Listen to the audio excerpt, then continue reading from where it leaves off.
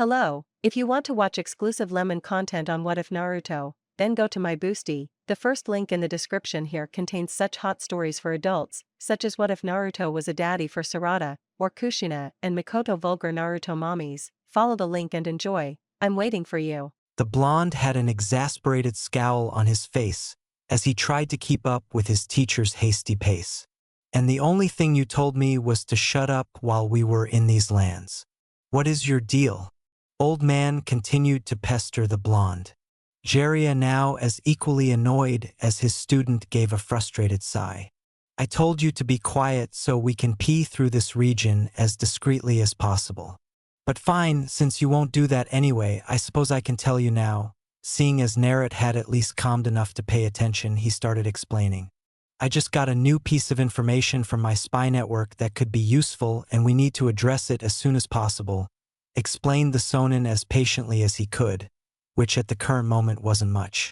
So, you mean when you leave me alone, you actually do something else besides preying on poor unsuspecting girls to take notes for your dirty books? Naruto's look of surprised skepticism just served to rile Jiraiya up. Of course I do. I take my job as Konoha spy master very seriously. NAR still looked unconvinced. However, this little expedition of ours is for your benefit, you ungrateful brat, explained Jiraiya with indignation. Now that seemed to strike a chord with NAR, and in an instant his impatience was replaced with excitement and curiosity. Really? And what would that be? Erosin, a new jutsu, a new training method. The boy was almost bouncing on his heels at the prospect of learning a new technique. Something like that.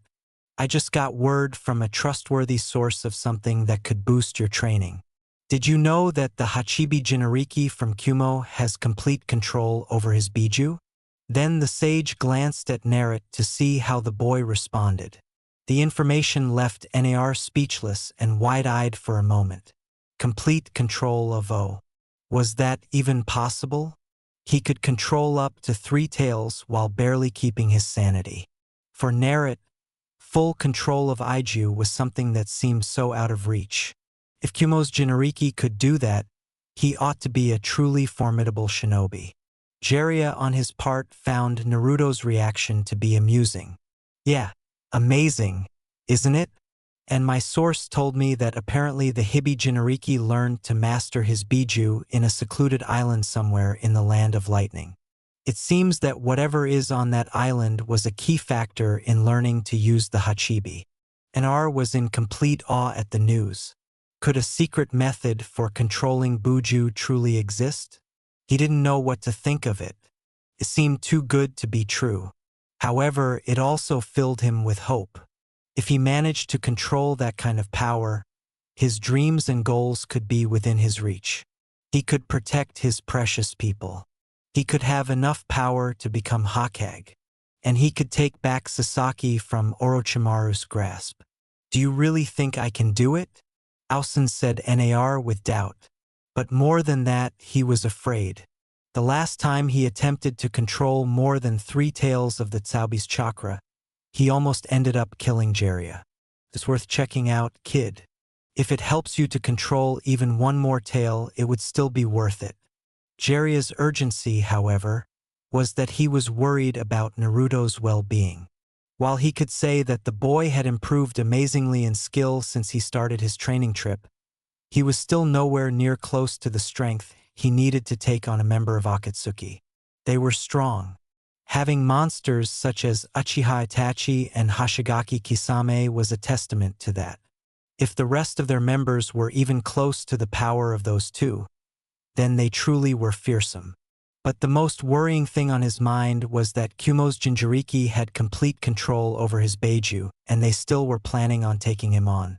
Jiraiya himself couldn't think of a more dangerous thing than a fully realized Jinriki, and the Akatsuki were confident enough in the power of its members to hunt such a beast of a shinobi.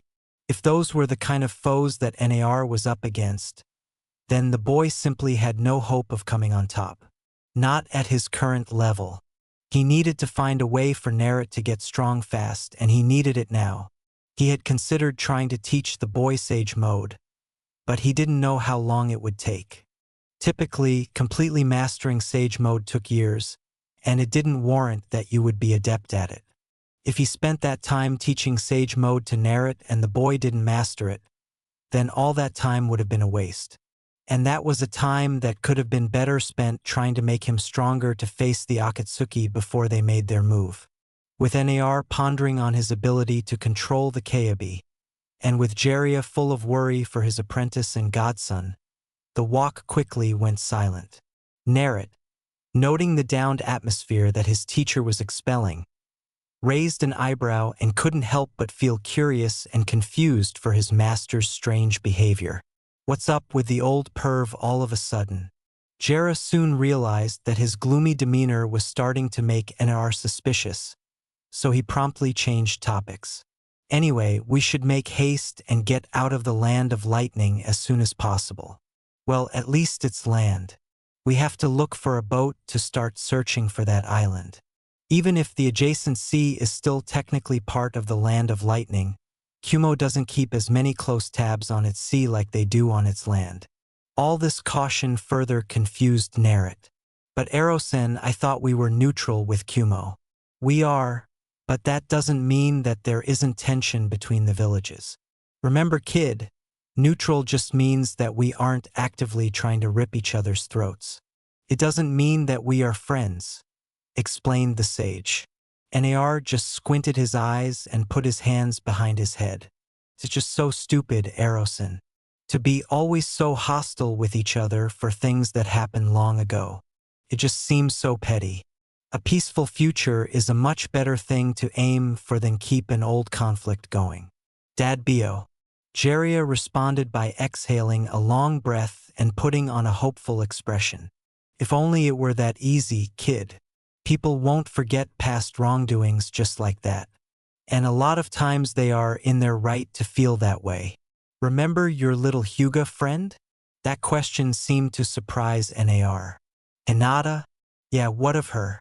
He wondered, what did Hinata even have to do with the current topic? Well, did you know that Kumo attempted to kidnap her when she was still a small child? Asked Jiraiya with an edge in his voice, somewhat angry at remembering that event. And your mother Kusha too? But I can't tell you that, thought the man grimly. Well, now that you mention it, I think Nei said something about it during our match in the Tunin exams, said Naruto, remembering the bitterness that the prodigy showed by the tragedy that event caused. But he still wondered, what did that have to do with anything right now? But why are you asking, Erosen? The Sonin responded without even looking back. Before I tell you that, I want you to answer me this first.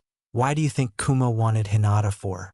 Nar once again squinted his eyes in focus, trying to think of any reason why anyone would have something against a shy girl like Hinata.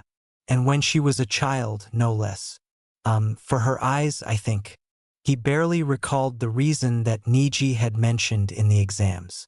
The prodigy mostly explained his father's death and not much of anything else.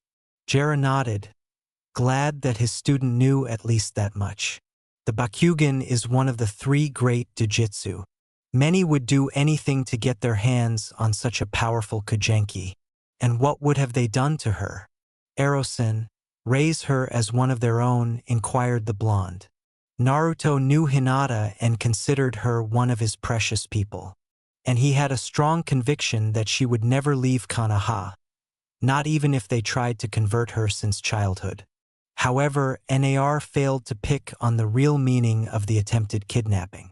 Nar, you are a good kid and you have a good nature, but that also makes you naive, thought Jiraiya with a bit of sadness, as he knew that most likely in the immediate future Nar would face hardships that will probably crush his good-natured spirit. If it didn't, he could die in the face of the challenges that awaited him. Kid being forced into loyalty to Kumo would have been the absolute best-case scenario for the poor girl had the abduction been successful. Nar raised an eyebrow in bewilderment. That was a best-case scenario. They could have taken her eyes and transplanted them into their own ninja. But what would most likely have happened is for her to become a breeding stock for life, and they would have still taken her eyes while at it, explained Jiraiya darkly, driving home just how terrible her fate could have been. NR widened his eyes with horror and repulsion at the thought of something so horrible happening to one of his close friends. He finally understood the implications of the abduction. She would have been forced on birthing children for a rival village for the rest of her life. And those same children could have been used against her own home. NR literally couldn't think of a fate worse than that. Jiraiya, for his part, just kept walking, letting all that sink into NAR. After a moment, he started talking again, deciding to reveal the point of his questions. I'm telling you this so you can get an example of why it's so hard for ninja nations to get along. That attempt on your friend was thwarted, but there are countless other terrible things done between ninja villages that never are. Kumo isn't even the village that we have the worst relationship with. This topic of conversation put NR in a depressed mood, but he was still compelled to ask. Then which one is? That would be Iowa. And by far in the last war, there was too much bloodshed on both sides. The scars are still too fresh for it to be any other way. But as you know, we won the war, so they are the ones that suffered the most casualties. To this very day, most Iowa shinobi would rather cut off their hand than shake it with a Konoha shinobi. Finally, Naruto kept quiet, his down mood not leaving anymore, wishing him to keep talking. While Jiraiya was glad that Naruto finally decided to be silent in their walk through Lightning Country, he felt a bit guilty for making the normally cheerful boy so somber. I'm sorry, kid, but those are the sort of things we must deal with in our ninja world. You have inherited my wish to look for a way of achieving peace between our nations, but you will have your work cut out for you. Still is important that you keep these kinds of things in mind. That was Jiraiya's last thought as they were arriving at a clearing to start preparing camp. As the evening was upon them, neither Jiraiya or NAR realized that in one of the trees in the proximity, just out of sight, a Venus fly trap-like figure emerged from it, seemingly separating from it as if they had been one being. The fly trap-like extension opened to reveal a head with green hair and a face with a white half, while the other half was black. The fly trap-like man was wearing a black cloak with red clouds. So, it seems that the Kalobi and Jera of the Sannin are in Kumo looking for a better way to control the Beijus power, said White Zetsu with a carefree and mischievous attitude, but also full of malice. We should inform Tobi of this development.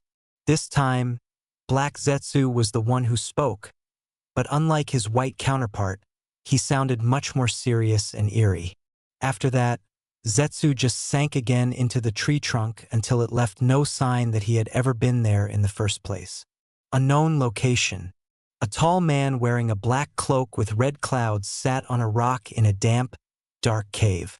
The dim light of the night sky filtering through the entrance barely made it possible to see the man's outline.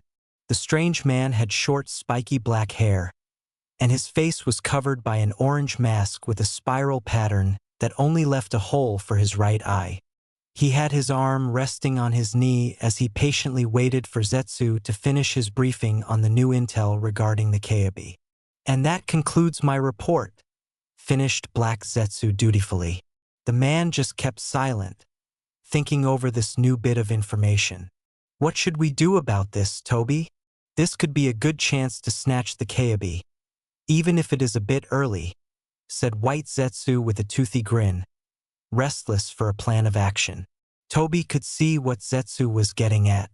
In all these years that Jiraiya took over Naruto's training, the man had been extremely cautious, never stranding too far from his allies in the land of fire. Should an attempt on the Keibi be made, adding the fact that Jiraiya was one of the strongest shinobi alive, it was a situation that made it very unlikely for the Akatsuki to go after the Keibi prematurely for one reason or another. For Jiraiya to suddenly relinquish his until now overly cautious behavior meant that he either strongly believed in this new method of controlling the Keilobi, or he was getting desperate in that particular endeavor that he would take the chance with anything half-decent that he could get to improve his odds. It was probably the latter if Jiraiya's hasty attitude was any indication. Indeed, going for the Kalobi right now would be the most logical course of action. However, Zetsu's white half raised an eyebrow in curiosity at Toba's hesitation. Capturing the Keibi at the moment was the logical step to take for Zetsu at least. Zetsu, did you check on that other task I commended to you? Whatever Zetsu was expecting Tobi to say, it wasn't that. Well, inquired Tobi once more, expectant for the plant-like man to continue. Black Zetsu was the first to compose himself. We did is just as you suspected. Ever since Kumo's perfect Jinjari became public knowledge, the other nations have started to keep a closer watch on their Beiju. They don't want to be left behind in the development of their Jinjari. As a consequence, the security for them has been exponentially increased. Black Zetsu finished and left his white half to elaborate. Most of them aren't a problem. However, the Yani and the Goi are going to be an issue. It was just as Tobi had predicted. Even if the villages were tightening the security around their Jinjuriki, only those two presented a problem. The Aikibi was the case cage. He was always going to be under Suna's full protection anyway, regardless of what the other nations were doing. But Suna was the weakest of the 5 great ninja nations. Even with all their security, the only real threat was the Aikib himself, and Akatsuki could handle him. The Nibi and the Hachibi weren't nearly as closely watched as Kumo was arrogant in their current position of having a fully realized Jinriki to feel as if they were invincible. They could attack while they were careless and capture them both and quickly escape before Kumo had any chance to retaliate. The Sanbai's current whereabouts were unknown to Kiri, and their only remaining Jinjuriki defected, preferring to live in solitude as a missing nin. Taki was attempting to protect the Nanabai, but they were a minor village and pathetically weak to boot. A single Akatsuki member would be enough to wipe out the entirety of Tachi without even breaking a sweat, even with their hero's water. However, the Yani and the Gobi were a different matter. IWA had them under tight watch, and Iwagakure wasn't weak like Suna and Taki. Unlike Kiri, they still had both their Jinjuriki, and they weren't being careless in their confidence like Kumo. Even getting close to either of the Jinriki would quickly bring the whole of Iowa's might on them.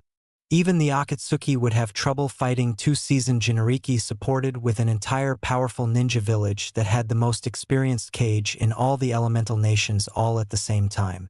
The most effective way of handling that situation was to find a way to isolate each Jinjuriki and cut off the chance of them getting help from their village or fellow Jinjuriki. Even if the Keibi was an easy pick right now, Tobi first wanted to think over the entire situation before making a move. Zetsu felt like he had been waiting forever with how long Tobi had been quiet. At least the white half did. "What are you scheming, Tobi? Don't keep me in the dark here," thought White Zetsu impatiently. Black Zetsu was as calm as usual, seemingly not bothered at all by the long wait. After taking his time, Tobi spoke at last. "Zetsu, tell Nagato to arrange a members' meeting. We need to have everyone on this." "Oh, so you do have a plan, Tobi?" said White Zetsu, excited and relieved at the same time for finally being done waiting. "Indeed, I may have a way for one situation to deal with the other." And with that, the masked man disappeared by being absorbed in a spiral space distortion coming from his right eye.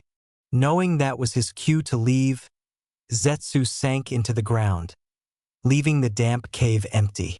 Iwagakure no Sadu was a village made of stone, surrounded by a mountain range and waterfalls.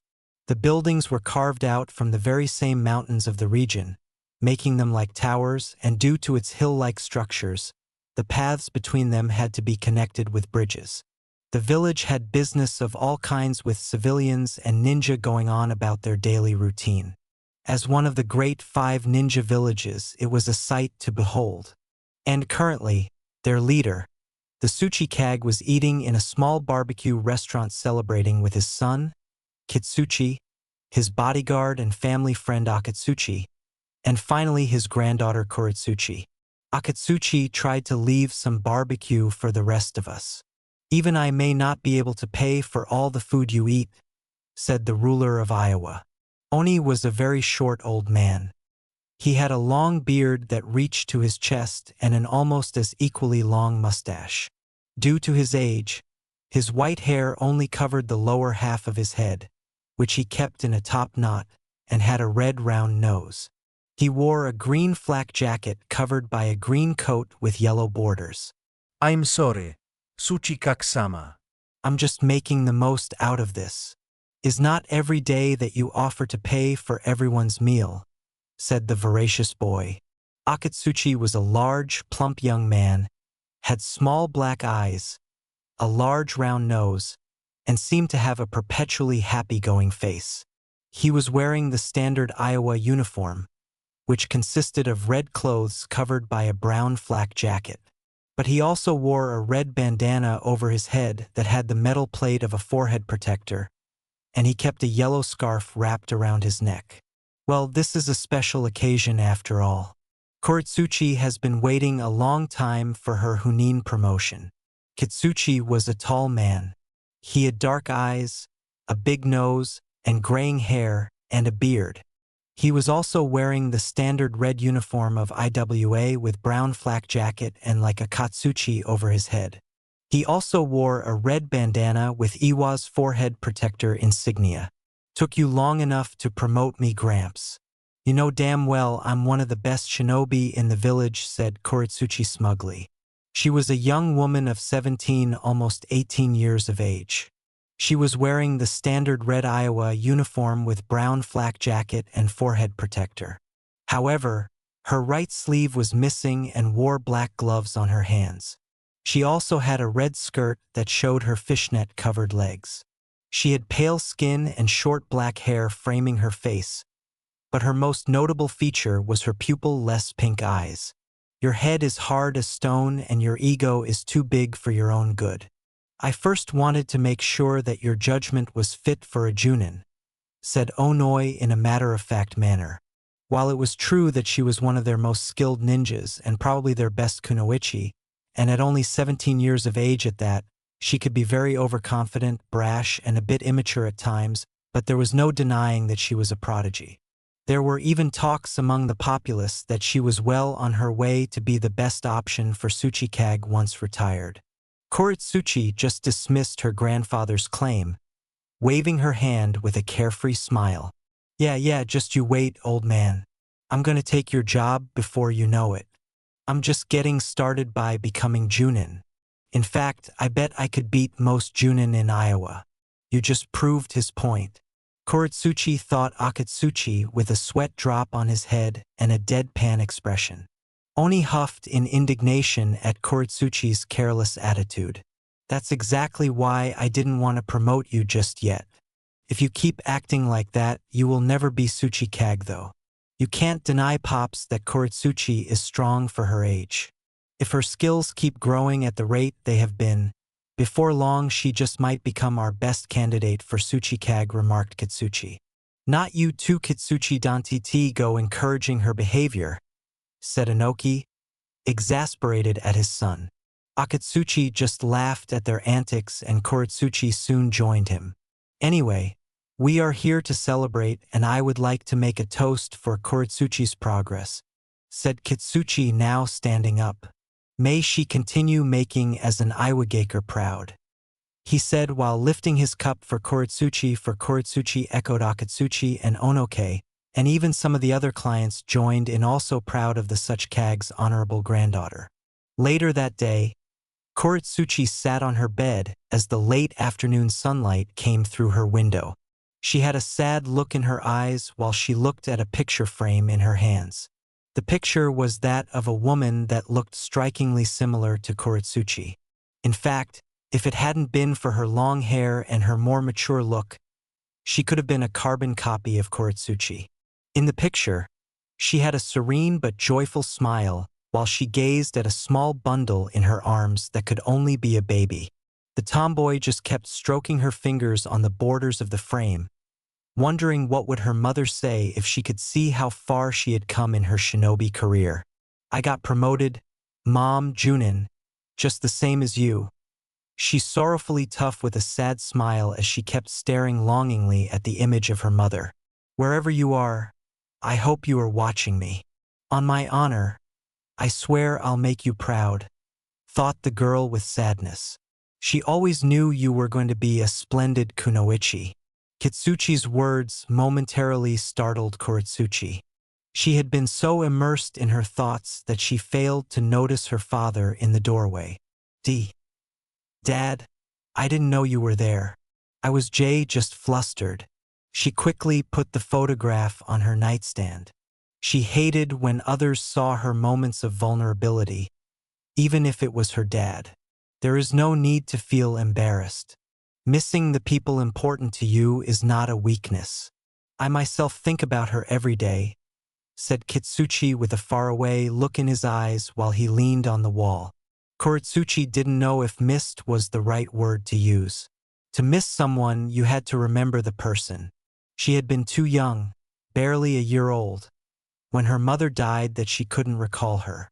If it weren't for her photograph, she wouldn't even know what she looked like. Her mother was just finishing her maternity leave when she went back to fighting on the front lines. After that, it wasn't long until the war reached its culminating point, and she went with the intent of fighting for a better future for her newborn daughter, only to be slaughtered by Kona's yellow flash. Her mom had always been the missing element for the true family that Kuretsuchi never had. She loved her father and grandfather, but her grandpa was the Suchkage and didn't have much time for them. Meanwhile, her father had his hands full doing his duty as a shinobi and trying his best to raise his daughter properly by himself. And considering her only friend was a Katsuchi, she was essentially raised among men, which was probably the reason for her tomboyish attitude. And even tough, she liked the way she was just fine and wouldn't change her personality for anything. The fact still stood that she always longed for a mother figure in her life. She debated a bit before asking, "Dad, how is my mom? Was she as great as everyone says she was?" said Kuretsuchi with a melancholy that was rare in the normally brash and carefree girl. Kitsuchi adopted a tender look as he looked at the sky through her window, reminiscing of times long past. No, she was better. She was the most amazing woman I've ever met. Also the most beautiful. In fact, in that department you take completely after her. Thank God for that, said Kitsuchi with a small smile, to which Kuretsuchi replied with one of her own. She was calm and collected, but also kind, loving, and nurturing. She was a true lady, said the man.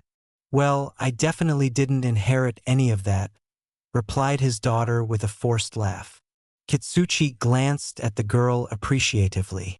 You are both great in your own right, Kuretsuchi, and I know that she would be very proud of the woman you have become and the one you have yet to become. She wanted nothing more than to watch you grow up and loved you with all her heart. Kuretsuchi's eyes were moist at her father's words. Even tough, it was not the first time she asked for details of her mother. She liked to ask once in a while to avoid forgetting about her memory, as it was all that was left of her. Damn Kanaha for what they did, and damn the yellow flash for taking away her mother and with her the family that never was. I should make Kanaha pay for their sins. Dad, we are strong. We could crush Kanaha. The yellow flash is not there anymore to save them this time. We should make them feel the same suffering that we do. Blood should be repaid in blood, said the girl darkly with a fierce look in her eyes. The cold rage in Kuretsuchi's pink eyes made Kitsuchi feel uncomfortable.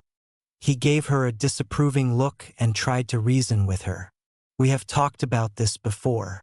Kuretsuchi Kanaha also lost a lot of people in the war. The damage both nations sustained was so great that I'm just glad we are still standing at all. The young woman's anger just grew at her father's words. How can you leave them off the hook after all they did to us? Dad, thought the girl in repressed rage. How can you forgive them so easily? Are you fine just leaving everything like this?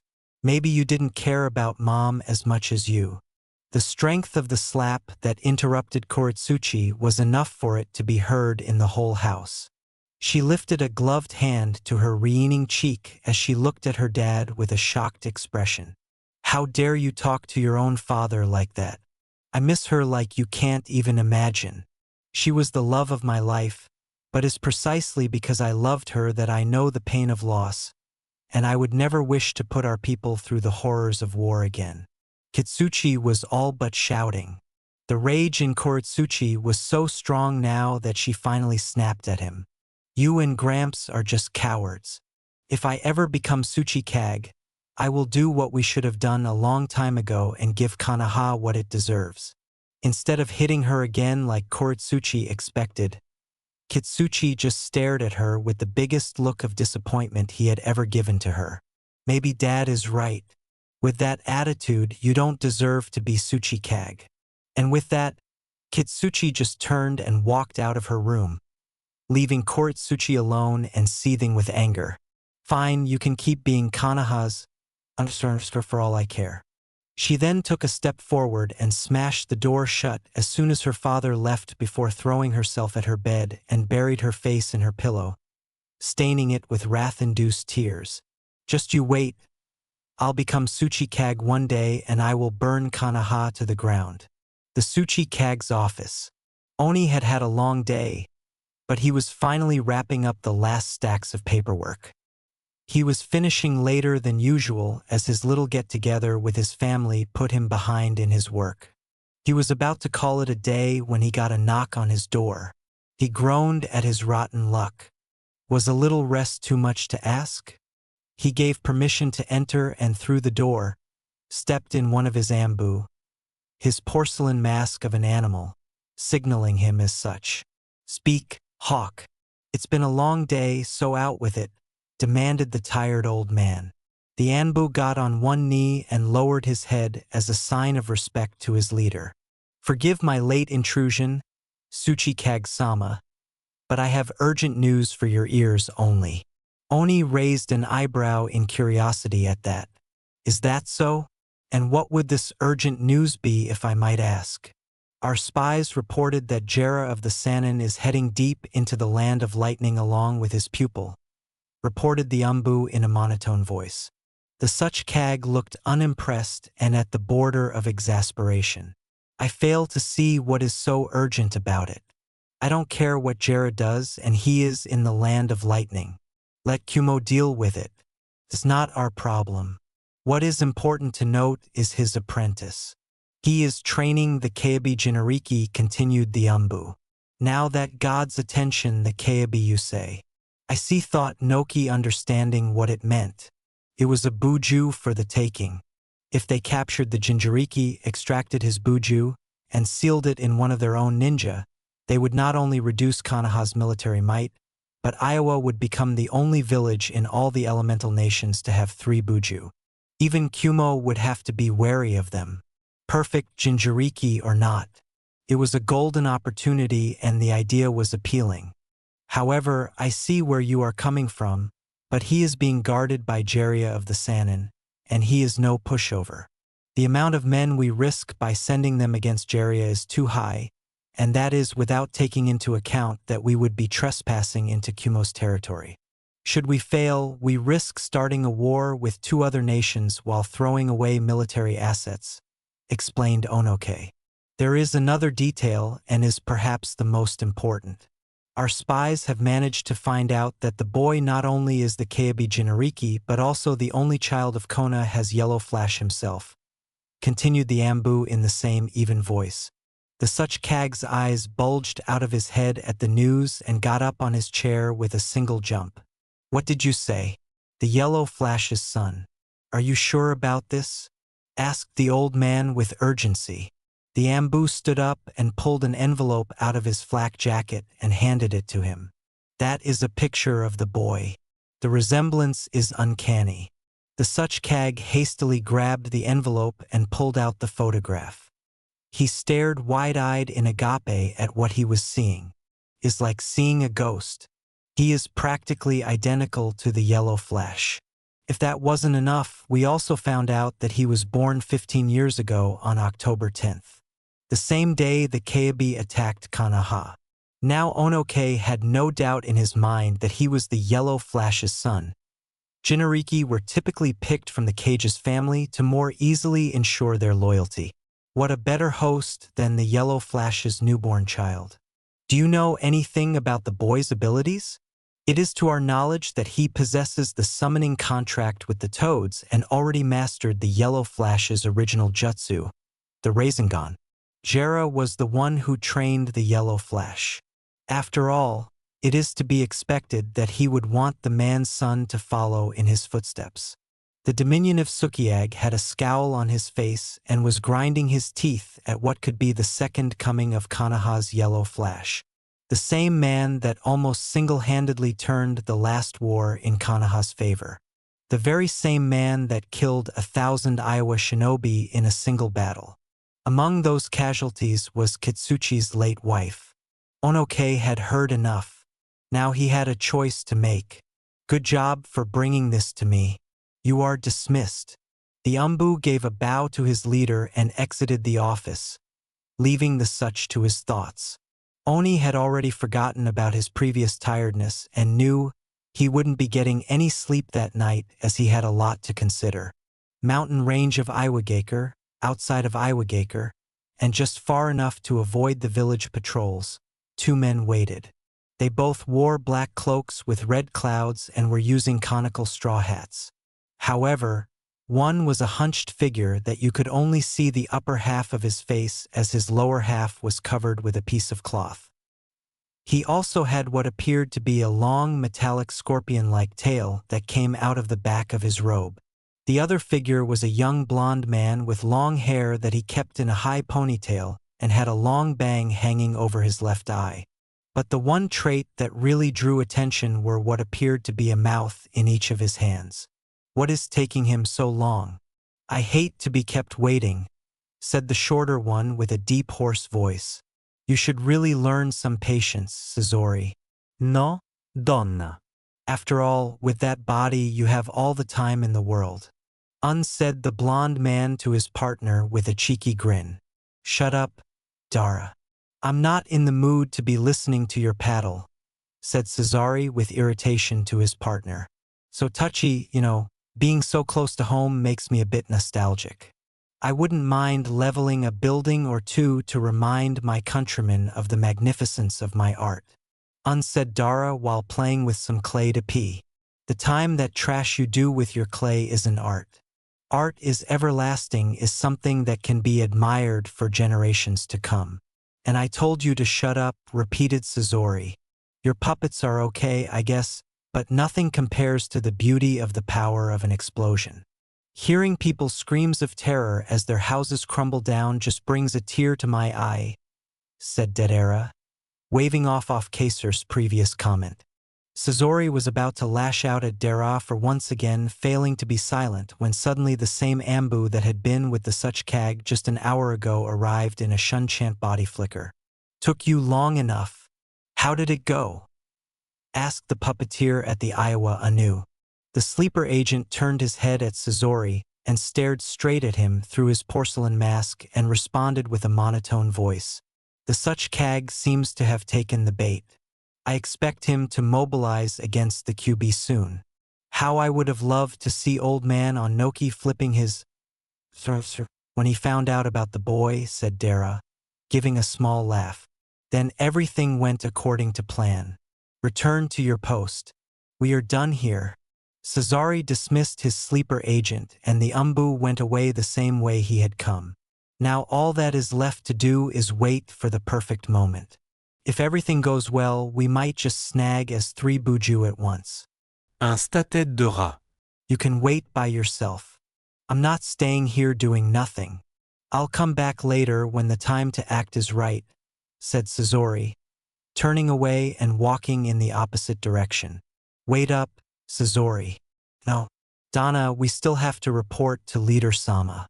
Hey, Suzori no. Donna, are you listening to me? Dedera caught up to Suzori and both walked away, intending on returning when all the pieces of their plan had fallen in their place. Koritsuchi yawned as she made her way to the such tower. She and her father had been summoned for a mission briefing at first hour in the morning, and she was definitely feeling the lack of sleep. She would really like to know what could be so important that her grandfather needed them so early. They were two of his finest ninja, so she doubted it was for some trivial task. At least she hoped so. Having to get up at such an hour was bad enough, but having to endure walking with her father so soon after their argument the day before was too damn awkward for her. As they were arriving, she noted more shinobi besides them entering the tower, too. She wondered if they had been called for the same thing. Koritsuchi and her father also entered and went up the stairs, and her suspicions were confirmed when she saw a considerable amount of ninjas gathering outside her grandpa's office. What really caught her attention was that most of them were junin. There were a few experienced chunin and a bunch of tokubetsu jun, but generally all of them were highly competent shinobi. What is going on here? Thought the girl, puzzled. While gazing through the large hall, she caught sight of a familiar figure. Akatsuchi. Hey Akatsuchi, over here. The tomboy called out to her chubby friend with enthusiasm. Said boy turned around and looked at her with surprise.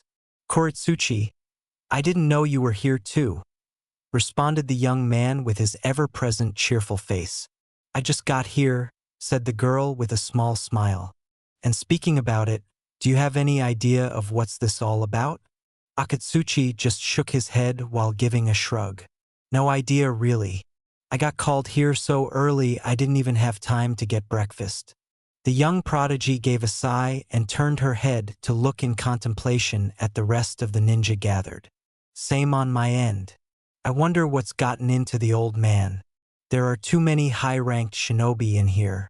Akatsuchi frowned in worry. I just hope nothing bad has happened.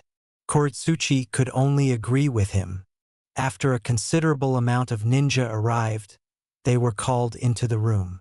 When they entered, they could barely fit into the Suchkag's office, even though it was relatively big. After Koritsuchi managed to find a spot for herself between Akatsuchi and her father, she saw her grandpa floating over his desk with his gravity jutsu. He was wearing his brown Suchkag hat with the kanji for earth and had a stern and serious face which only reinforced her suspicion that whatever was happening was something big. Oni scanned the room looking briefly at every one of the ninjas present. After confirming everyone's attendance, he gave a curt nod to his secretary, who then proceeded to close the door behind her as she left. The small man cleared his throat and went straight to the point. I know you are wondering why I summoned you here, and that is because it has recently come to my attention that Jiraiya of the Sannin has been training the Keilobi Jinariki and has currently entered the Land of Lightning for reasons still unknown. Most of the shinobi in the room had looks of confusion at the news, not understanding why that information was relevant. But Kitsuchi and a few of the more experienced Junin started to catch up with their leader intentions. Oh no, Dad. You wouldn't thought Kitsuchi, fearing where this was going. The Suchikage continued, not caring for their reaction. This leaves Kona has Beiju the most vulnerable it has ever been. Your mission is to track down Jiraiya and his apprentice and retrieve the Jinariki. Do what you will with Jiraiya, but the boy has to be brought back alive to extract the Keilobi. Due to the delicate political nature of this mission along with Jiraiya's strength and the threat of a Jinchuriki, this mission is classed as rank. A collective gasp was heard at the details of the task at hand. Having to face a Sannin and a Jinchuriki while at the same time risking starting an open war with another nation was something to be nervous about, even if it was at Konoha's expense. Koritsuchi, on her part, couldn't have a wider grin. Her first S-rank mission and a chance to take Konoha down a peg or two.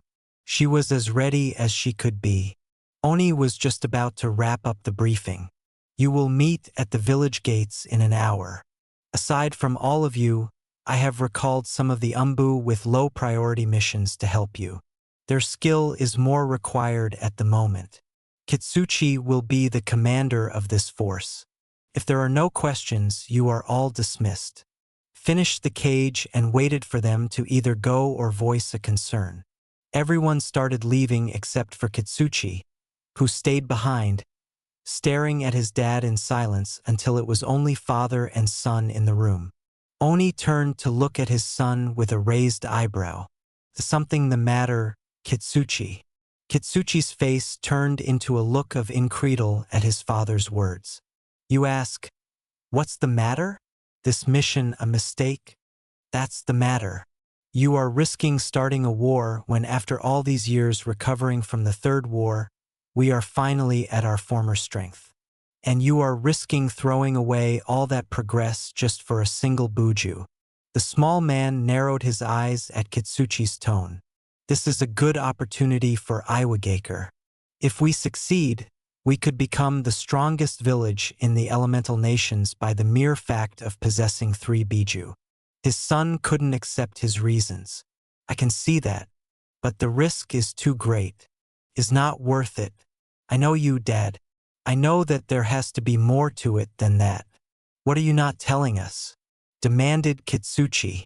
The Tsuchikage frowned deep in thought. Should I tell Kitsuchi? He's smart. I may be able to trust that he won't do anything stupid, concluded the small man. Close the door, he said plainly. His son got curious about his sudden change in attitude, but he complied nonetheless.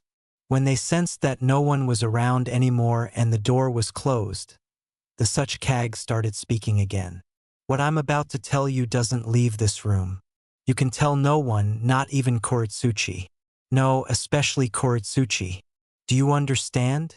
The old man looked intently to emphasize his point. Kitsuchi was getting on edge at the odd secrecy, but he nodded in understanding. Oni closed his eyes and gave a loud sigh. The Keibi Jinariki is the Yellow Flash's son. Kitsuchi adopted a bewildered look, showing his reluctance to believe it.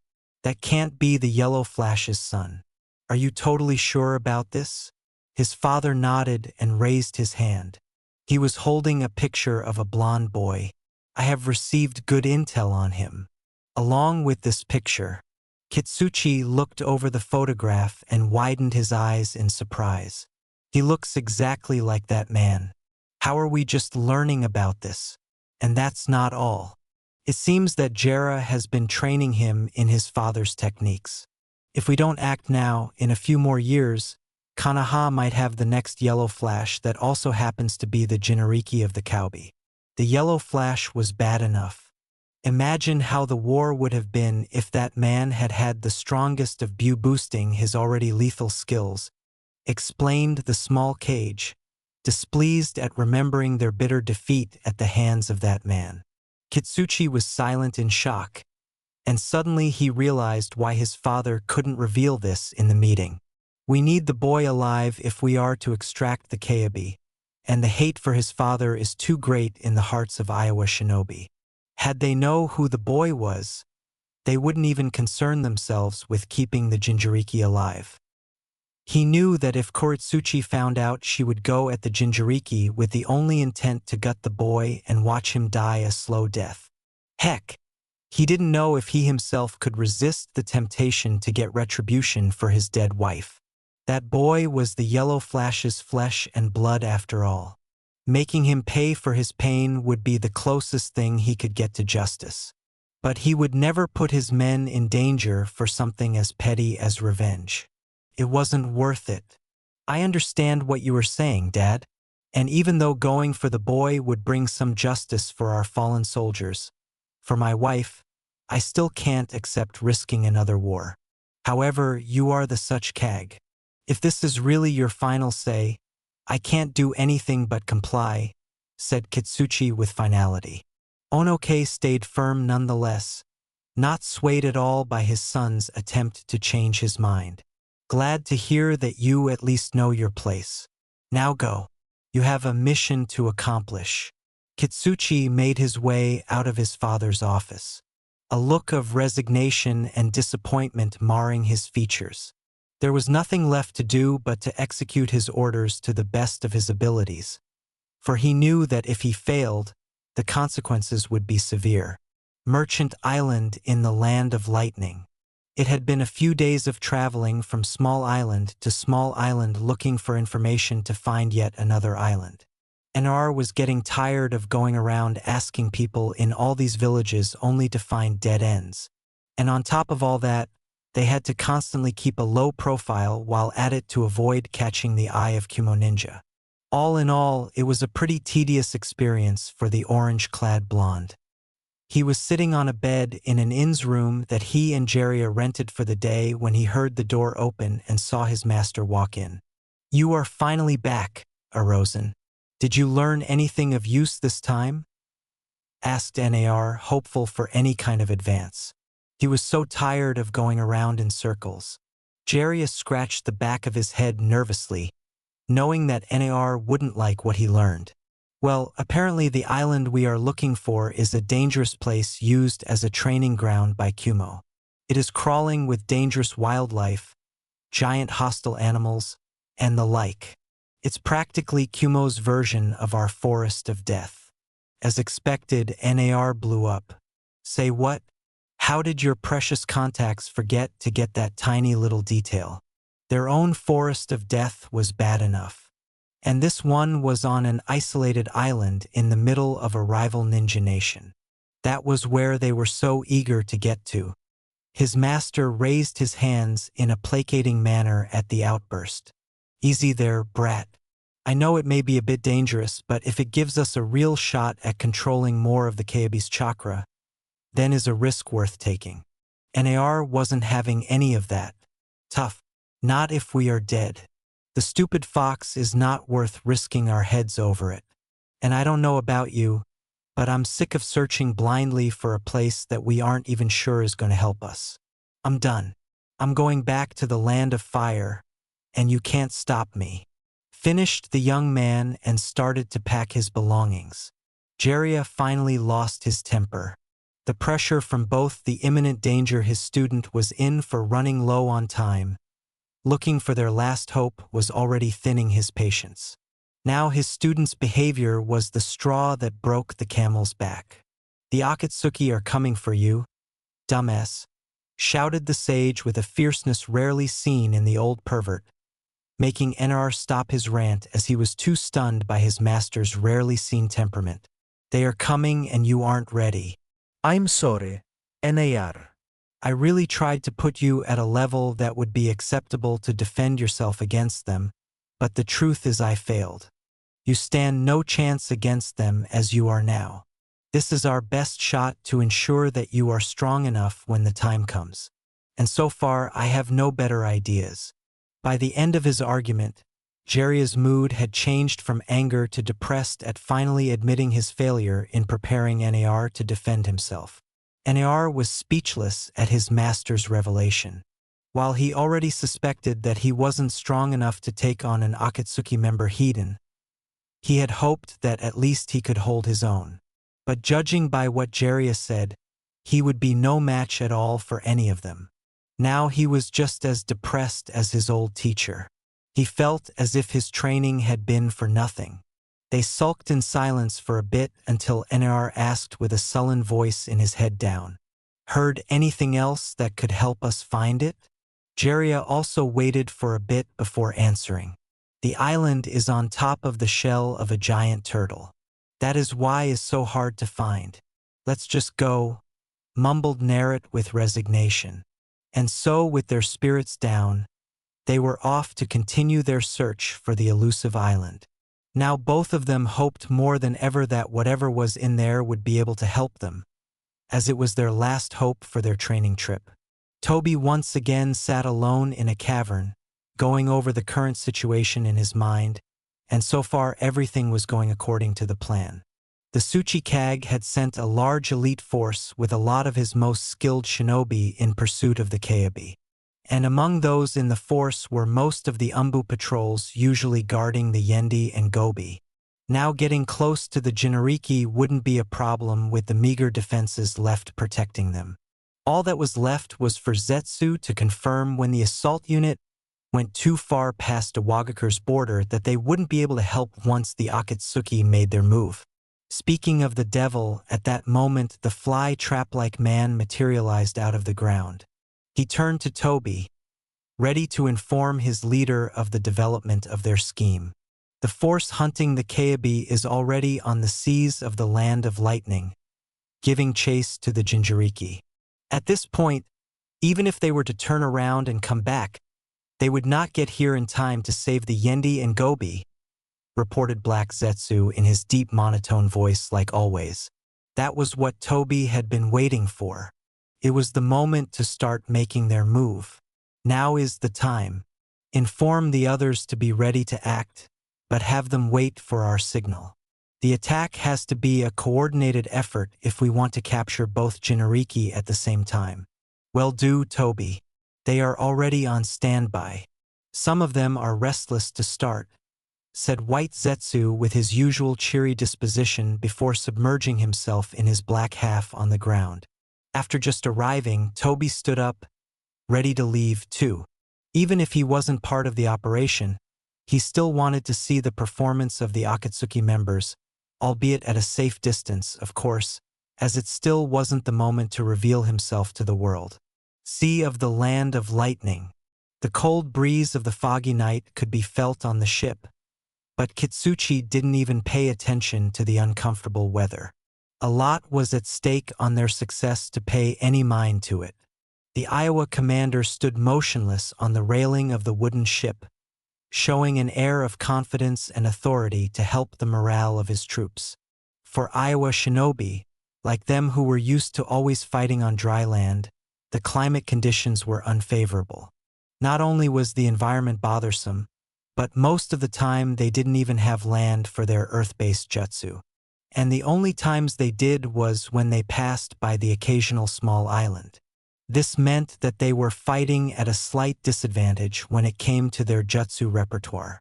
Still, even with that handicap, most of them were Junin, and that meant that almost all the shinobi in their unit were proficient in more than one element. And some shinobi like Akatsuchi could expel rocks from their mouth created with chakra. Also, they had members of the Kamizuru clan, and they didn't use a lot of element-based jutsu because their clan techniques were based around manipulating insects, not unlike Kanahazabarame clan, except that they specialized in the use of bees. And speaking of which, some members of the Kamizuru clan were using their insects to scout the location of the Keibi Jinchuriki and the Sannin to ensure that they were still on the right track. With the mist covering their advance, they were safe to get close and get the upper hand with a surprise attack. Their ship should be bigger anyway. They rented a big warship from some mercenaries, and the Jinchuriki was traveling in a small fishing ship. They would have the advantage once they started raiding their target. A member of the Kamizuru clan was just receiving some of the bees he had sent out to scout.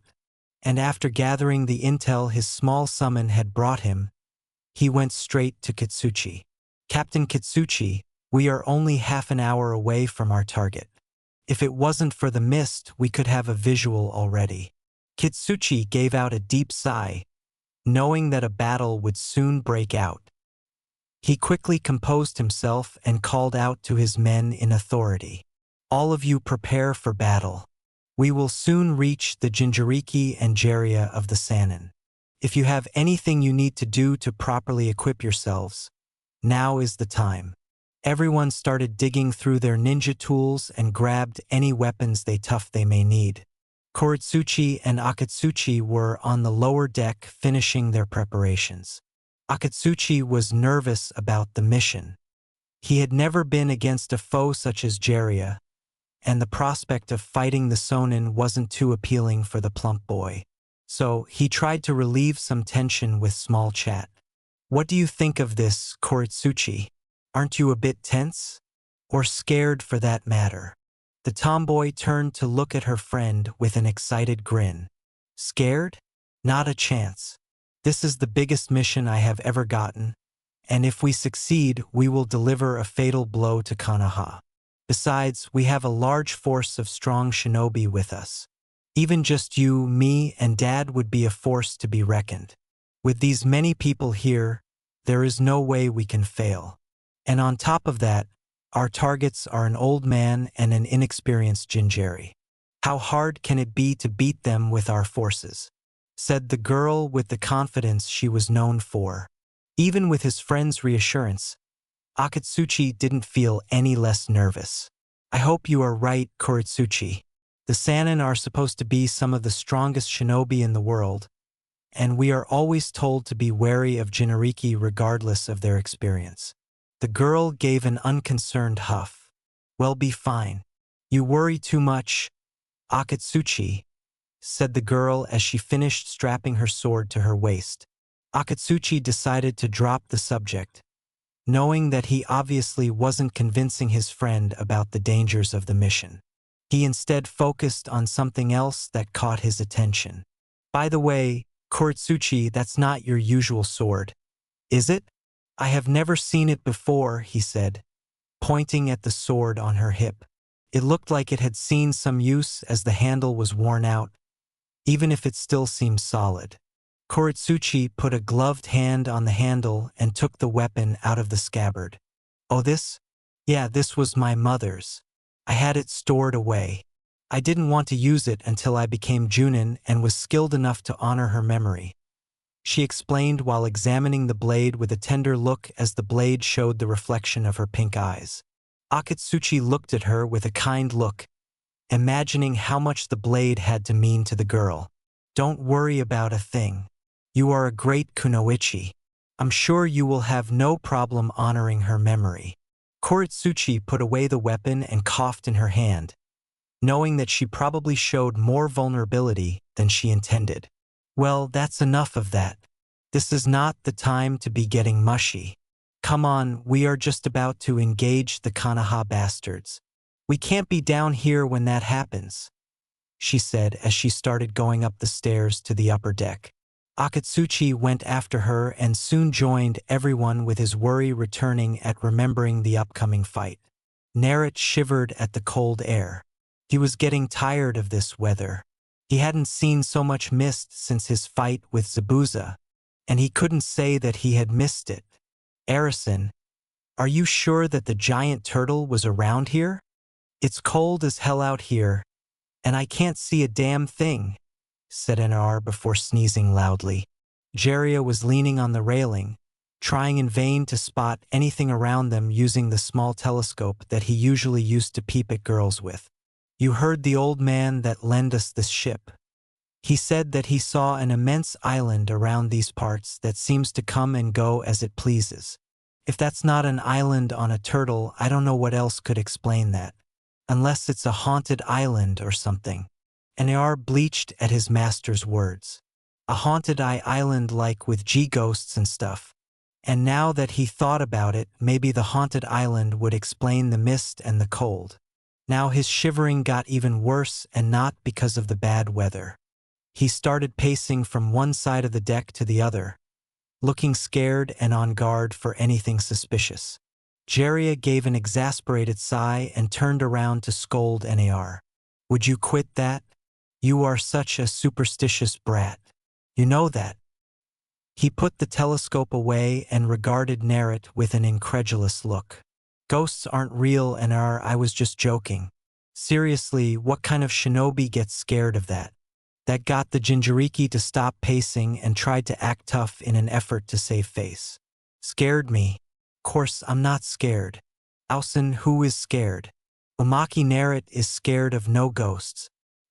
He finished with a rather unconvincing smile, which only made Jiraiya look at him with a deadpan expression, obviously not believing him at all. Suddenly, Naruto perked up. Hey, Erosin, look, I can see something. Could it be the island?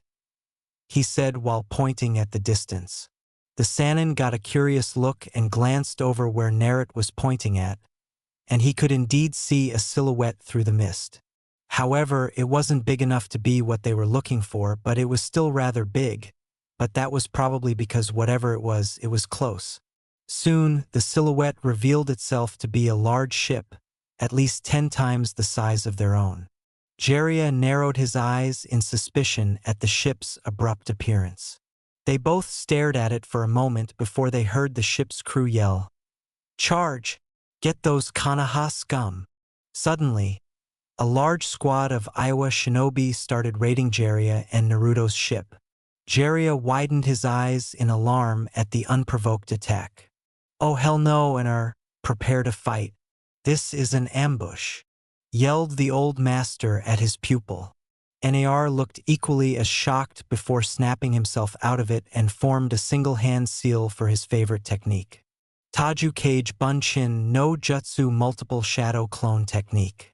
In an instant, their small ship was bursting with copies of Naruto. The doppelgangers charged with a battle cry, clashing with their enemies midair and matching their numbers. Soon Jiraiya joined the fray along with Iwa's strongest members of their unit, and the sea became a battlefield. Iwagakure Nodo Onoke was restless knowing the delicate mission that he had entrusted his son and granddaughter could put IWA in a terrible position should it go airy. It made his nerves eat him from the inside. He didn't even care about his stacking paperwork, for his mind was so clouded with worry over the success of such a delicate task. He only hoped that Kitsuchi's fears didn't come true. Suddenly, one of his chun entered through his door with urgency. "Tsuchi Kage-sama, there's an emergency.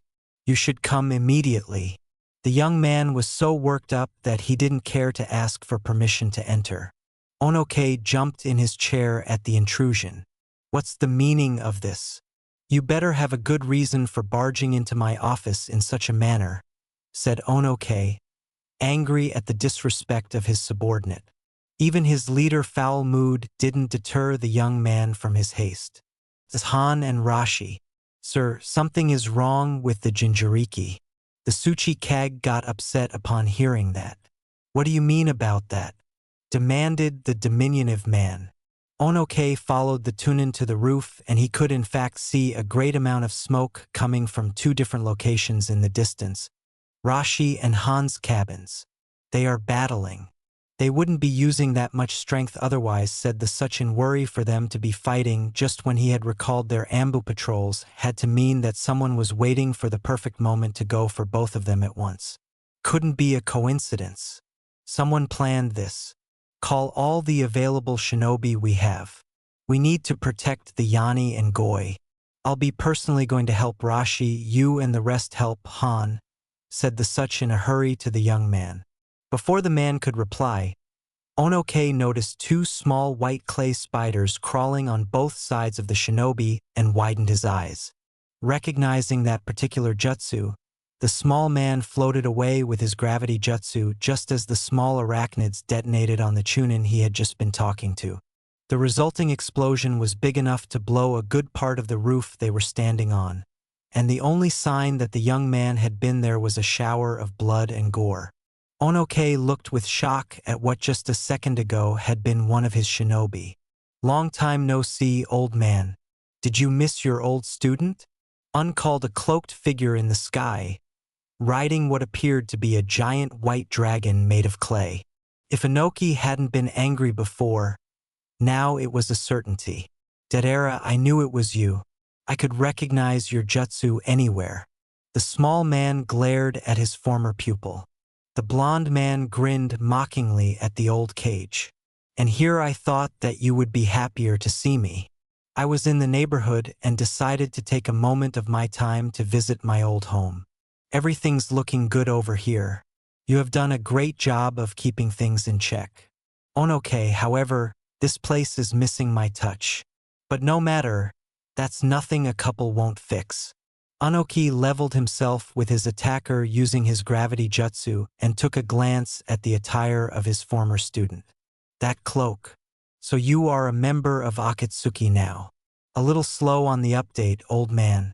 I have been a member for a while now," unsaid Dara, careful to keep his distance. He knew better than anyone that you shouldn't underestimate on the such knew about the Akatsuki. They were a mercenary group that always performed splendidly and practically never failed an assignment, and they were incredibly cheap to boot. Oni himself had used their services several times in the past, as he couldn't argue with the results they delivered. but being under attack by them made him feel like a fool for ever associating with the bastards.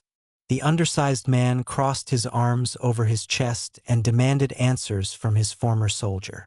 Stop fooling around. What do you and your accomplices hope to gain from this? Why are you targeting our Jinjuriki? Dara gave a dry laugh at Inoki's questions. Ha, like if I would tell you something like that, but enough chatter. Weren't you gonna help your precious beau right now? Come on, don't mind me. You go ahead. Well, that is if you don't care to leave me here while I give Aiwei a new makeover, said the blond man while he started molding more explosive clay with the mouths in his hands. The small such eyes narrowed in barely contained rage at the actions of the man. I always hated your cowardly way of fighting, Dead Era. But I never expected you to fall this low. See how much I care.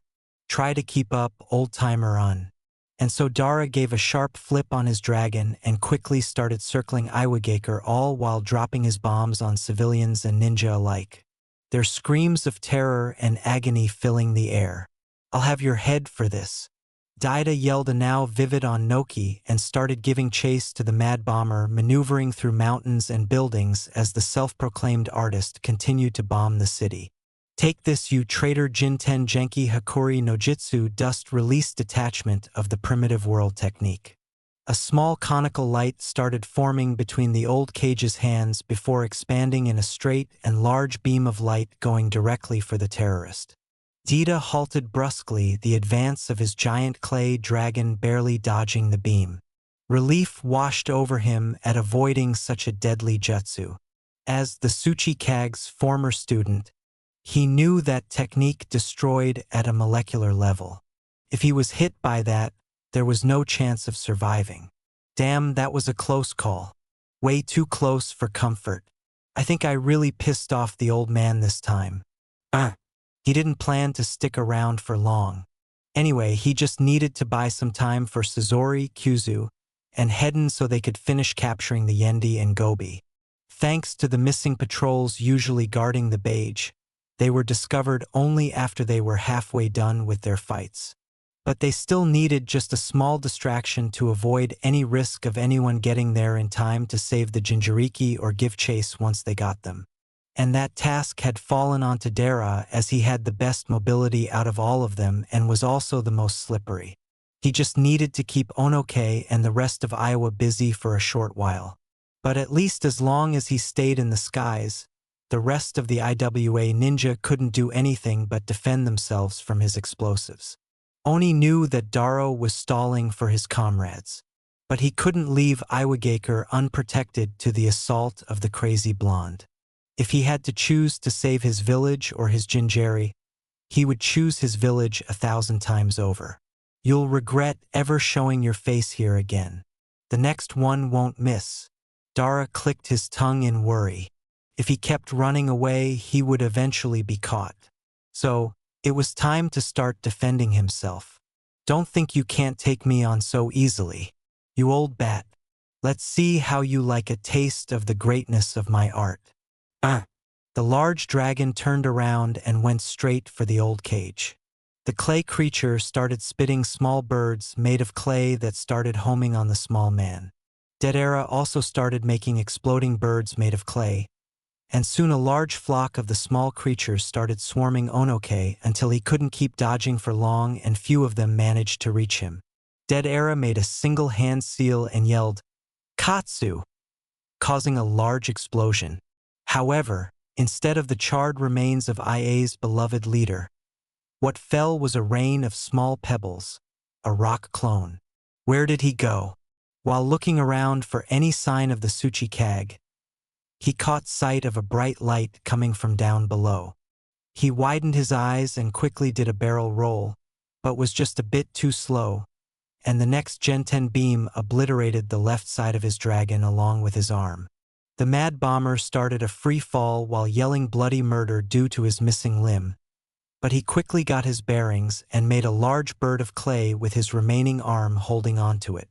He couldn't afford to get to the ground or he would get ganged up on by all the Iowa forces. Screw this. This is long enough. I'm getting out of here. Dita started gaining altitude for his next and final jutsu, pulling out a small clay statue that had an open mouth and wing-like arms wrapped around it. "I'll make you pay for taking my arm, old man. Or rather, your precious village will. I have a special gift just for you. My C3 will make a burning crater out of Iowa because art is an explosion." The Akatsuki member proceeded to drop the statue over the village, and as soon as he did, the statue became huge and extended its arms as it continued its free fall. Oni looked in horror at the large figure. Fearing for the safety of his people, he used the Jintan once more and fired it at the statue, tearing a huge chunk of it. However, the rest of the statue detonated soon after, and the inferno that enveloped the sky could be seen for kilometers.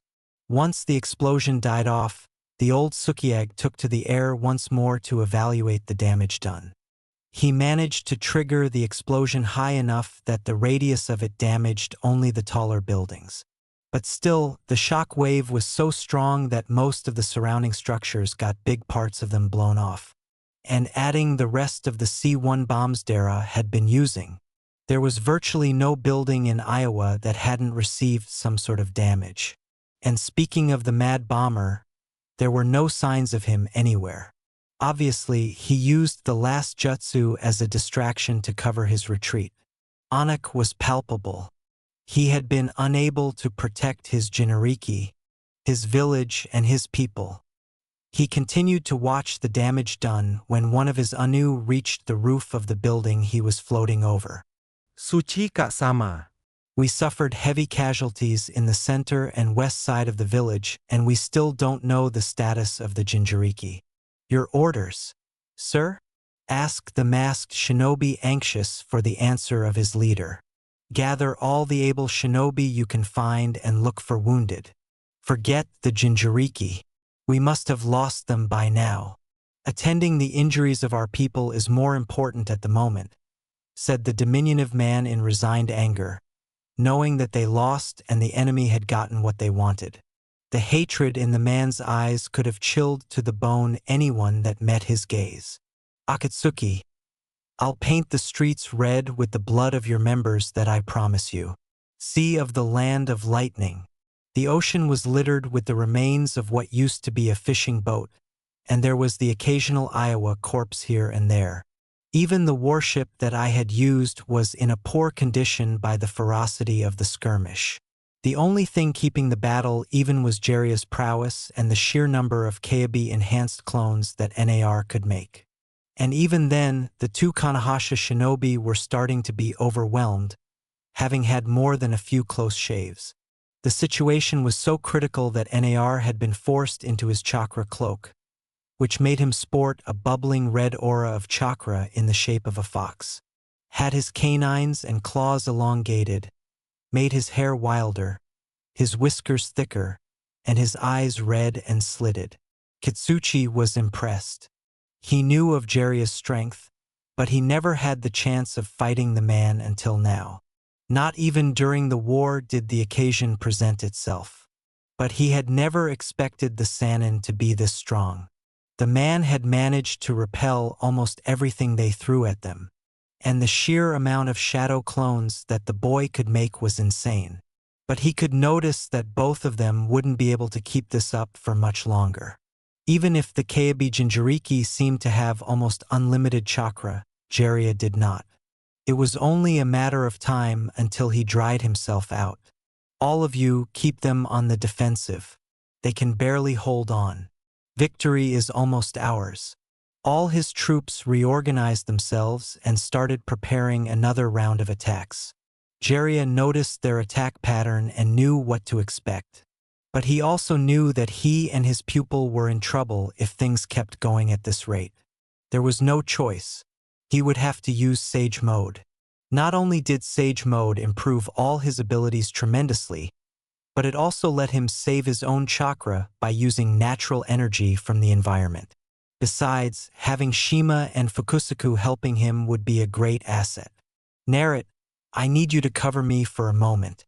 Use more of the Kaili chakra if you can. But I need them off my back," yelled the Sonning to the feral boy. You got it, Erosin. Nar focused for a moment before a second tail of chakra materialized behind him. With the increase of the amount of chakra, Nar could also feel the increase in the Tsaobi's influence over him. His demeanor became more savage, and after creating a dozen shadow clones, they all gave a mighty roar. Due to the Kaibi's chakra powering them, the clones' battle cries were so powerful that they caused small tidal waves that disoriented the Iowa shinobi. Taking advantage of the chaos they made, the chakras copies jumped towards their enemies with red spheres of compressed circulating chakra in their hands. Rengen's spiraling sphere. Most of the Iowa shinobi managed to dodge the assault, but the few that didn't met their end in a giant explosion of water that the attack leveled in the collision. The massive attack made the Iowa ninja lose sight of their targets in the mist when they were forced to retreat a great distance to avoid it. They stopped for a moment trying to relocate the two Konoha ninja when out of nowhere a small stream of high-pressure water dismembered some of their ninjas, forcing the Iowa shinobi once again to dodge to avoid being skewered. From the mist emerged Jiraiya, but his appearance had quite a few changes. He was now sporting a goatee, a big warty nose and webbed hands and feet, and aside from his change of appearance, he had two small old toads on his shoulders. One seemed to be a male and the other a female, and both were wearing small capes fitting for their size. The male toad was green and had a white mop of hair, large eyebrows, and a goatee, and the female toad was a lighter shade of green and had short wavy purple hair. The blonde boy was nowhere to be seen. Most likely, he fell back to avoid getting in his master's way. I think I got a few of them. Jiraiya-chan said, the male toad now confirmed to have been the cause of the stream of water. Seriously, boy, why are you always summoning us in such annoying places? Salt water is bad for our skin, you know, said the female toad, annoyed at the sage. I'm sorry. Fukusaku oyasan shime obasan. I'm in a bit of a pickle here. I can't fend these guys off and protect Naruto at the same time all by myself, said the sage, somewhat embarrassed at being scolded by the toad, but soon gave the IA shinobi all his attention once more. Now you bastards, I'll show you what happens when you mess with the great Jiraiya, boasted the old pervert while making a dramatic pose, which earned him 2 punches to the face, courtesy of his amphibian friends. Don't yell on our ears, you understand, chided the couple in unison. Some of the Iowa shinobi took advantage of the distraction that the Sun Nine and his summons were making and started charging Jiraiya head-on while doing hand seals for their jutsu. But in the blink of an eye, the sage was upon them, wielding in one hand a giant blue ball of chakra like the one the Jinchuriki used moments ago. But this one was several times the size of its user. Chodama Rasengan, ultra big ball spiraling sphere, yelled Jiraiya while bringing down the enormous sphere of condensed chakra on the dozen Iowa shinobi. The cries of agony of the men were soon muffled as their bodies started disintegrating in the giant orb until nothing was left of them. Koritsuchi was in awe at the raw power that the Sonin was showing. She hadn't expected the man to be this powerful. Koritsuchi. She was taken out of her stupor by Kitsuchi's call, and she turned to look at her dad. When Kitsuchi knew that he had his daughter's full attention, he proceeded to relay his order. Take our remaining Ambu and go past Jera without being noticed. Use the mist as your cover. I need you to apprehend the Jinchuriki and bring him to us. Once we have him in our grasp, we will make a run for it. Jiraiya has revealed his true power. To stay and fight him hidden would be suicide. Our only chance of success is to escape with our target. But be careful. A Jew's chakra is not to be underestimated. Even if its user is not that much skilled by himself, that chakra is so strong that it makes the boy a threat. He told the girl with authority. Koritsuchi looked at her father with determination and nodded. I won't let you down, Dad. She called their remaining squad of Umbu, which was about a dozen, and went into the mist and out of sight, intending on hiding from the powerful sage as they tried to reach their objective. Jiraiya nevertheless suspected what they were trying to do, but he wasn't about to go looking blindly for Ambu-level shinobi, but he knew a way to easily find them. They are hiding from us. I'm counting on you, Obasan, requested Tashima. The small summon looked at Jiraiya knowingly and nodded. On it, Jiraiya-chan. She stuck out a bizarrel-looking tongue. It was long and thick with warts all over it and seemed to have a face with small squinted eyes and a wide grin with sharp teeth. The weird creature-like tongue started sniffing the air. And after a moment, Shima detected a couple signatures, but she widened her eyes in surprise at what she was feeling. With haste, she started elongating her tongue in what appeared to be a random direction. Jiraiya, Fukasaku, and even the rest of their Iowa enemies got varied looks of surprise at the weird behavior. The appendage tried to wrap itself around something in the mist that no one could see, and the warts in the tongue started to release an acid substance while trying to catch whatever it had sensed. Two figures came rapidly out into the middle of the battlefield after just avoiding being melted in the acidic shower. The figures revealed themselves to be two men. They were wearing black cloaks with red clouds which gave them away as members of Akatsuki.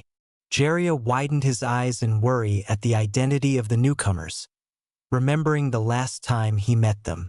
These two again. So this is why Shima Obasan looked so worried. The situation just took a turn for the worse. One was a very tall man with gray-blue skin, spiky blue hair, and had what appeared to be gills under his round black eyes. Aside from the standard Akatsuki cloak, he also had a big two-handed sword wrapped in bandages that at the moment he was resting it against his shoulder while he wielded it one-handed. It seems that we have been found out, Itachi. Such a shame, really. We were planning on killing whichever side was left standing and take the Jinchuriki for ourselves, said the man with a grin, exposing his sharp teeth. His partner was a pale-skinned man with jet-black hair that he kept in a low ponytail, and his bangs framed his face. He was devoid of all expression, and he had an air of cold serenity about him. But what really stood out were his blood-red eyes with 3 tamo surrounding each pupil. Careful, Kisame. Now that we have lost the element of surprise, our mission won't be so simple anymore, said the stoic man to his comrade. Hey, silent killing was more Zabaza's style anyway. I'm more of steamroll through the opposition kind of guy, said the blue-skinned man, seemingly excited at the prospect of a battle. Meanwhile, Kitsuchi was filled with dread at the turn of events. Not only did they have their hands full with Jiraiya, but now 2 other monsters decided to appear with the apparent intent of killing everyone there save for the Jinjari. Jiraiya was the first one to react. He puffed his chest and exhaled a huge quantity of ignited oil. Kaden Dendon Fire release Big Flame Bullet. The already big flame was made even bigger with both toads using wind jutsu to enhance the flames. The amount of fire starting to quickly cover the area made the Akatsuki members and the IWA shinobi jump to save themselves from burning alive. Kisame had a wide grin at the intense start to his battle and focused his sights on the Sannin. I guess I'll go for the biggest prey first. He lunged at the sage, but before he could reach his intended target, a large fireball forced both him and Jiraiya to split. Recognizing his partner's jutsu, he turned to Itachi with a puzzled look. What's gotten into you, Itachi-san? That could have hit me. Don't fight Jiraiya in his current state, Kisame. He is filled with natural energy at the moment. If you try to absorb it with Samahata, you could end up dying. Only a sage can withstand the effects of natural energy, explained Itachi impassively. Leave Jiraiya to me. You go after the Caillou. He is our number 1 priority, said Sannin, cursed under his breath in annoyance. Had Itachi not intervened, Kisame could have taken himself out. The shark-like man put on a face of disappointment at having to sit out the main brawl. No fair. I always get the boring jobs, but I guess it can't be helped. He sighed before resigning himself to his task. Fine, I'll leave these guys to you then. I hope that the Kaiba puts a bit of a fight at least. He left so fast that only a blur could be seen when he took off. Both Kitsuchi and Jera looked worriedly in the direction the man had left, knowing that their daughter and godson, respectively, were over there. But as they were about to give chase to the swordsman, a large curtain of black flames blocked air path. They looked at the remaining Akatsuki member, knowing that he must have been the cause of such technique. That's the same jutsu he used 3 years ago to escape my Gamaguchi Shibari. Toad Mouthbind remembered the old sage. At the time, he had been forced to seal those flames away as they didn't seem like they could be put out. What is that? I have never seen a fire like that before. It's even burning on water, thought Kitsuchi in bewilderment.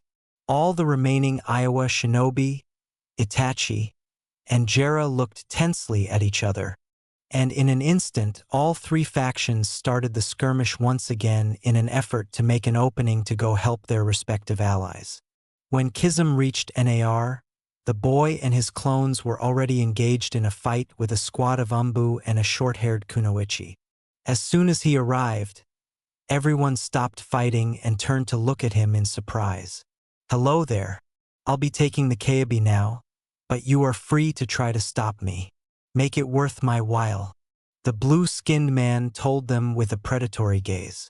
The Umbu looked extremely wary of the former Kiri ninja, while Koritsuchi didn't know yet what to make of the odd-looking man. In contrast, Naruto seemed ready to tear apart the swordsman. While influenced by the Kailobi, seeing someone that was part of the organization that made him live in worry of being hunted down was more than enough to make his blood boil. He remembered how easily the swordsman had subdued him 3 years ago, but he sure as hell wasn't going down without a fight. NAR created even more shadow clones, and along with the ones that were fighting the Umbu a moment ago, they rushed at the monster of Kiri claws and Ryengan at the ready to tear him to shreds. Kasami's grin got even wider at the boy's aggression. He avoided their swipes with ease and dispelled them with a slash of his own soon after, and all while he parried the Rengen with his sword, dissipating them as he absorbed the chakra powering them. Koritsuchi took advantage of the blonde distracting the Akatsuki member and signaled her Ambu to capture the boy. Now's our chance. Go for the Jinariki. The shinobi complied and made their way to the Chakrak boy. They split up into 2 groups. One group jumped into the air, preparing a water-based collaboration jutsu, while the one on the ground posed to strike with their blades to incapacitate their target. NAR first focused his attention to the Anu, preparing to lunge at him with their swords. He gave a sharp turn of his body, smacking his attackers with his chakra tails, knocking them back as blood flew from their wounds. He then looked up as he heard the remaining Ambu finishing their jutsu. Sweden Masorpa Water Release Water Trumpet, yelled the Iowa shinobi as they launched a large jet of water from their mouths as they descended upon NAR. The Jinariki took a deep breath and gave a loud roar, producing a large shock wave that neutralized the water technique and sent the users flying. He didn't get any res pit, however, for as soon as he got rid of the Umbu, Koritsuchi flanked him and started using her Kikjanki abilities. Yoden Seikyo no Jutsu Lava Release Quicklime Congealing Technique. The girl spat a large ball of quicklime from her mouth at the orange-clad Gennon. NAR attempted to sidestep the slimy substance, but he wasn't quick enough and one foot got encased in it. He momentarily tried to shake it off, but the quick climb started to harden like concrete at the contact with the water he was standing on, effectively trapping his leg and hindering his movement at having to carry the M. Glued to him, Koritsuchi saw that her Ambu were starting to come back, having finally recovered from the previous attacks. Feeling confident in having a backup, she pulled out her mother's sword and charged NAR, intending of cutting his tendons to subdue him. But in an instant, Kisame appeared between her and the boy. After finally finishing off the clones, he gave a powerful slash with Samahata that she just barely managed to block with her own sword. But still, the force of the blow sent her flying, and she crashed into the water and sank into the ocean at the brutal throw. The Umbu looked in worry at the quick dispatch of the such granddaughter, Lady Koritsuchi. They proceeded to surround the monster of Kiri, ready to get revenge for the girl. Kisame glanced around him in boredom at the Iowa shinobi. "You are annoying. This isn't fun anymore. You are all a bunch of weaklings." He wasn't smiling anymore. All in all, he seemed to be done playing around. After a moment, all the shinobi circling him attacked at the same time, stabbing their blades into the vital organs of the Akatsuki member, which coughed up blood and rolled his eyes into his skull. The Anbu gasped in surprise when the seemingly dead Kisame turned into water as they were holding him in place with their swords. Sweden Daikiden no Jitsu water release great shark bullet technique. When they heard the technique, they turned around too late to see a giant shark made out of water approaching them at high speed. They didn't have time to dodge as the giant water creature crushed them all in his jaws with a large chomp. All the Ambu were swallowed by the shark as it dived into the water, taking them along and leaving a stunned Narut face to face with the Akatsuki member. He took them out as if it was nothing, thought NR in horror at the strength of the shark-like man. "Now that I finally got rid of these pests, come with me like a good little Jinjeri. If you resist, you'll just make it harder on yourself. I have orders not to kill you, but no one said anything about maiming," said Kisame, having lost all interest in fighting an unworthy opponent. NAR stared silently for a moment before recovering his determination. He wasn't going to give up, even if the situation seemed hopeless. That was his ninja way. He jumped at the swordsman with a battle cry in an effort to claw his face off. The tall man easily sidestepped every single swing that NAR threw at him. And faster that the boy could follow, he brought his bandaged sword down on the ginger's torso. In that single swipe, the sword absorbed all the demonic chakra that NAR was expelling, leaving him back to his normal appearance. His red cloak completely gone. Narut gasped and got on one knee, barely able to keep himself standing on the water surface. He always ended up tired when the fox's chakra ran out. But to have him forcefully taken left him completely exhausted. "What is the deal with that sword? It took so much of my chakra I can barely move." Nevertheless, Kisame didn't give him a moment to catch his breath. He slashed Narut one more time, wounding him and making him faint due to chakra exhaustion and the after effects from using the Keiabi's power. As the boy started to sink into the sea, the man grabbed him by the arm and pulled him up to avoid letting him drown. Yoden Seikyo no Jutsu lava release quick congealing technique. When the former Kiri shinobi sensed the attack coming, he quickly turned around, gave it a chop with Samahata, once again, absorbing the energy powering the quicklime jutsu and leaving it useless. He searched for the user of the technique and found the same kunoichi he had dealt with earlier. She looked annoyed at having been tossed so embarrassingly, and took out her own sword and clashed with Samahata, pressing against the man with all her might. "You are out of your league, girlie, but you have spunk. I'll give you that," said the shark man with an amused grin. She clenched her teeth in rage. She hated being underestimated. "Shut up, you piece of... You just came here to ruin my mission and kill my comrades. I'll make you pay for that." She tried to hold her ground, but she was being pushed back fast. And the worst part was that Kisame didn't even seem to be putting much effort into it. And all while carrying an unconscious Narut on the other hand. "That mouth of yours is going to get you killed, girl. So much confidence without the skill to back it up. You should learn your place," said Kisame, with his grin, returning, finding pleasure in tearing down Koritsuchi's ego. Faster than Koritsuchi could follow, Kisame delivered a hard kick to her stomach, making her stumble and lowering her guard for a moment. The former Kiri shinobi exploited her momentary stunned state to swing his sword into her chest, wounding her and taking a large chunk of her chakra. The tomboy gave a cry of pain and brought a hand to hold her injury, staining her palm in blood. She started having trouble standing because of her chakra exhaustion. With her current reserves, in a few minutes she wouldn't even be able to keep water walking. She looked to Kisame with dread. She hadn't felt this terrified in a long time. In a single attack, he weakened her enough to have her completely at his mercy. Whatever he threw at her next, she knew she wouldn't be able to avoid it. The man gave another swing of his massive sword with the intent of finishing her off. She lifted her mother's sword to block it, but she knew it was useless. With her current strength, the attack would go through her defense without a problem. However, before the blade reached her, Kitsuchi rapidly came out of the mist to parry Samahata with a kunai, just barely halting the attack. Soon after, a large golem made of rock pushed Kisame to the side, making him drop an AR. Akatsuchi appeared from the mist, too, dissipating the golem he just used to hit the shark-like man. The plump boy turned to his friend in concern.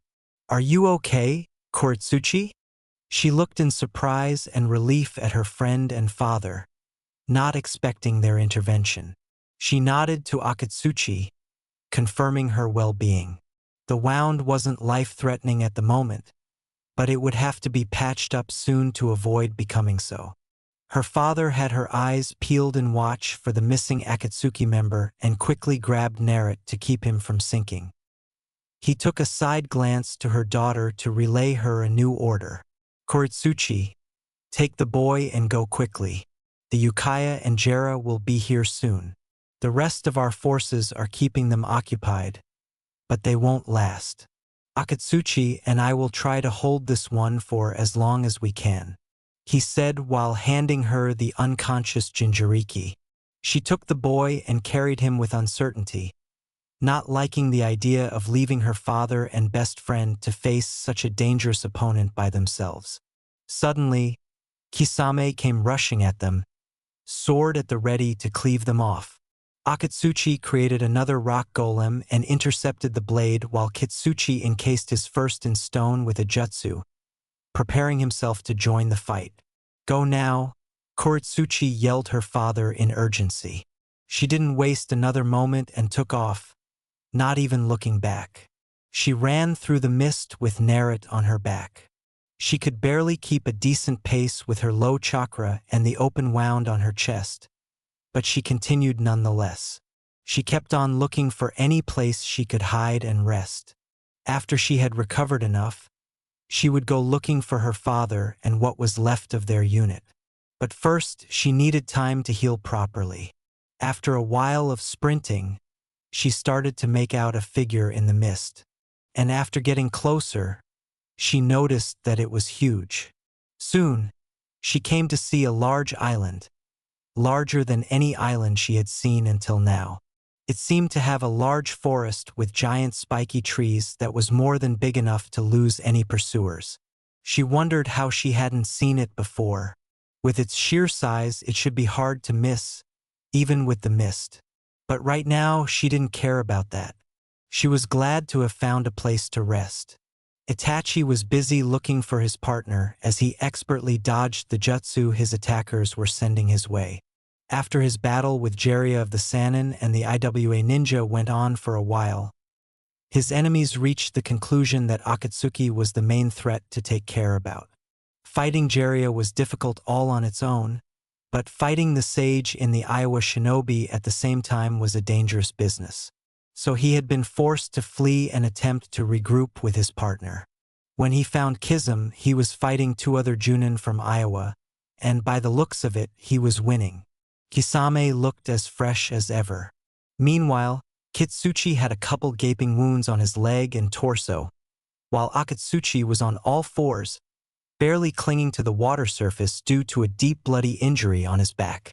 When the blue-skinned man noticed Itachi, he flashed his normal toothy grin, glad to be reunited with his comrade. "There you are, Itachi-san. I was wondering what was taking you so long to catch up. I feared that Jiraiya had gotten the drop on you." We have to hurry. Jiraiya and the rest of the Iowa squad are trying to get us first before they kill each other. Where is the QB? Asked Itachi impassively. Even tough he seemed to be in a hurry, he still acted calm and collected. Kizum put on a sheepish look at the question. Oh well, you see, he kinda managed to get away. Some kunoichi took him and made a run for it. I couldn't follow her while I dealt with these guys. I see. If Itachi was annoyed, he didn't show it. We fall back then. Jiraiya and the rest will be here shortly. If the Jinchuriki isn't here, there is no point to keep fighting. Like, I'm letting you bastards get away again. Jiraiya and the two toads finally arrived, closely followed by the rest of the IWA ninja. Shima and Fukusaku were already preparing their next jutsu. Senpo Gman's sage art. Man. After taking a deep breath, Jiraiya and his two summons spat a combined solution of oil, fire, and wind, creating a sea of burning toad oil that threatened to boil the two men alive. Kizum quickly made some hand seals and spat a great amount of water from his mouth in an effort to counter Jiraiya's technique. Sweden Bakusu Shoha water release exploding water colliding wave. The large amount of water coming from the former Kiri ninja became a gigantic wave as it added the water from the ocean to its already massive volume. The two jutsu clashed with great force, making the sea shift violently as a large quantity of steam rose from the crash. Jiraiya and the Iowa shinobi waited a moment for the steam to clear. The conflict had lasted so long that the sun was already up and the mist had started to dissipate. 2.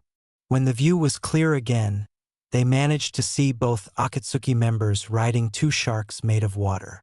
The creatures were incredibly fast in the ocean water, and in moments the two men vanished into the horizon, leaving Jiraiya and the Iowa platoon in the middle of the sea. The Sannin and the remaining Iowa ninja stared wearily at each other, waiting for their battle to resume. But before such a thing could happen, Kitsuchi stepped forward with a limp and started talking to the Toad Sage. The Jinchuriki was lost in the chaos. We don't know where he is. We could keep fighting until we are all dead, but right now is pointless to continue. We are willing to back off if you are. Kitsuchi knew that it wasn't completely true. While they didn't know exactly where the boy was, he knew that he was still in Koritsuchi's care. But their first priority was finding his daughter and the Jinchuriki. Fighting Jiraiya was too dangerous and would be an unnecessary waste of time. He didn't think they could win against the Sonin either. So all in all, avoiding further confrontation was in their best interests. Jiraiya was enraged at the audacity of asking for a truce when they were the cause of this mess in the first place. You are the ones that attacked us. You are responsible for separating me from my student and gave the Akatsuki the perfect opportunity to attack. So no, you aren't getting off the hook that easily. The livid Sannin looked ready to slaughter them all.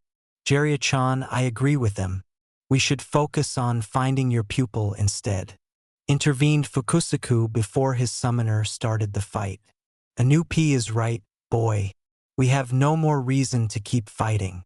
And besides, finding young Naruto is more important right now.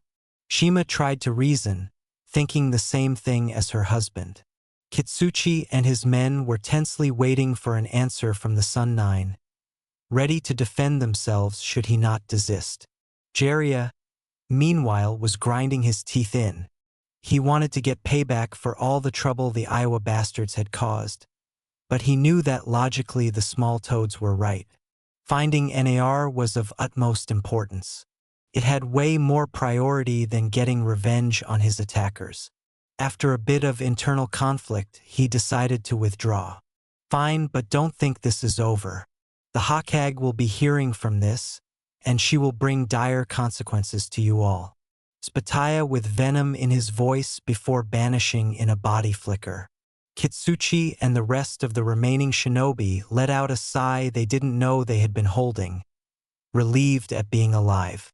However, Kitsuchi soon called out with authority once more. No time to rest just yet. We have to find Koritsuchi and the Jinchuriki before Jera does. so move it." At their commander's order, all the men scrambled to look for the missing girl. But despite looking for hours, they couldn't find a thing. They didn't even know where she could have possibly gotten herself into. There was sea as far as the eye could see, so hiding places weren't even nearby. It was as if she and the boy had just disappeared.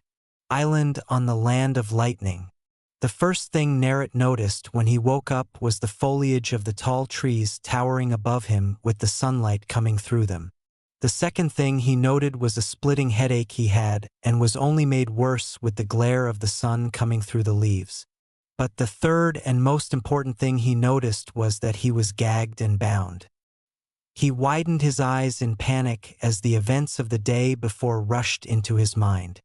He remembered being attacked by Iowa, and then the Akatsuki showed up, and then he lost consciousness fighting one of them.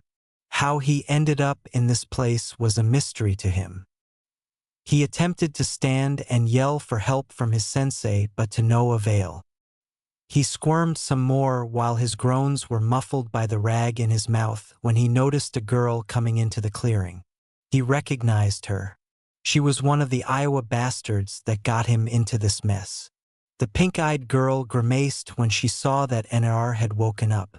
She had left him alone after she woke up still feeling sore from her wound and left for a moment to patch herself up with some bandages she had sealed on a scroll and to look for food and water. She had discarded her ruined flak jacket, and one could see the bandages through the blood-stained hole on her red uniform. "So you are finally awake, Kona has scum." She continued to approach him until she was right beside him and crouched to get a better look at him. She wanted to torment the boy for the trouble they went to capture him since a lot of her comrades died for the mission. "You really were a handful to catch. You can thank your master for that. But now that we got you, we can take you back to Iowa and give the Keibi to someone worthier of that power." She could see the rage in his eyes as he started shouting at her, or at least trying to. She put a hand close to her ear in mockery at the attempt of her captive. "What was that?" "Sorry, I couldn't hear you." NR got even angrier at being ridiculed, but even using all his strength, he couldn't break free from his binds. Suddenly, his stomach growled, which caught both of their attention, and he got embarrassed at showing any further vulnerability to his enemy. She put on a condescending grin at his predicament. "Oh, you hungry Kanaha dog. Well, you are in luck. I found a river a little while ago and left some traps to catch a fish or two. Also, I brought some water," she said while pulling a canteen from her pouch and started gulping the contents down. NAR stared at her with a craving look. He was pretty thirsty, too. He hadn't had anything to drink or eat in almost a day. Koritsuchi noticed the look that the young Jinariki was giving her, and after giving a satisfied sigh at her quenched thirst, she regarded him once more. "Sorry, how inconsiderate of me. Here, have some." She then proceeded to spill the liquid on the blonde's face, making him close his eyes and groan in protest. "Oops, Butterfingers. You didn't even drop it, you bitch," thought NR, hoping that somehow his glare would cause her to drop dead. "Ah, such a shame. It's empty now. So, I guess you were out of luck," said Koritsuchi with fake remorse before returning to her more cheerful attitude. "Oh well, nothing to be done about it. I heard that Jinjuriki can survive for a while longer than most people thanks to their tenants, so I'm sure you'll be all right. Now that I think about it, I guess there is no need to feed you after all." She then went to the edge of the clearing, just about to re-enter the forest, and glanced at NR one last time. "I'm going to see if I caught anything to eat. Don't go anywhere while I'm gone." She mocked him one last time and departed, leaving NR fuming and alone for a few hours. NAR was laying on the ground beside his crazy captor and a bonfire. Night had already fallen, and most of the fish were already eaten by the Iwakunichi. She didn't even let him have any. His rage hadn't completely died down. But now his most troubling thought was that he was trapped in God knew where, and his only companion was the crazy girl that abducted him. Thinking that he may never get to see his friends and home again crushed his spirit.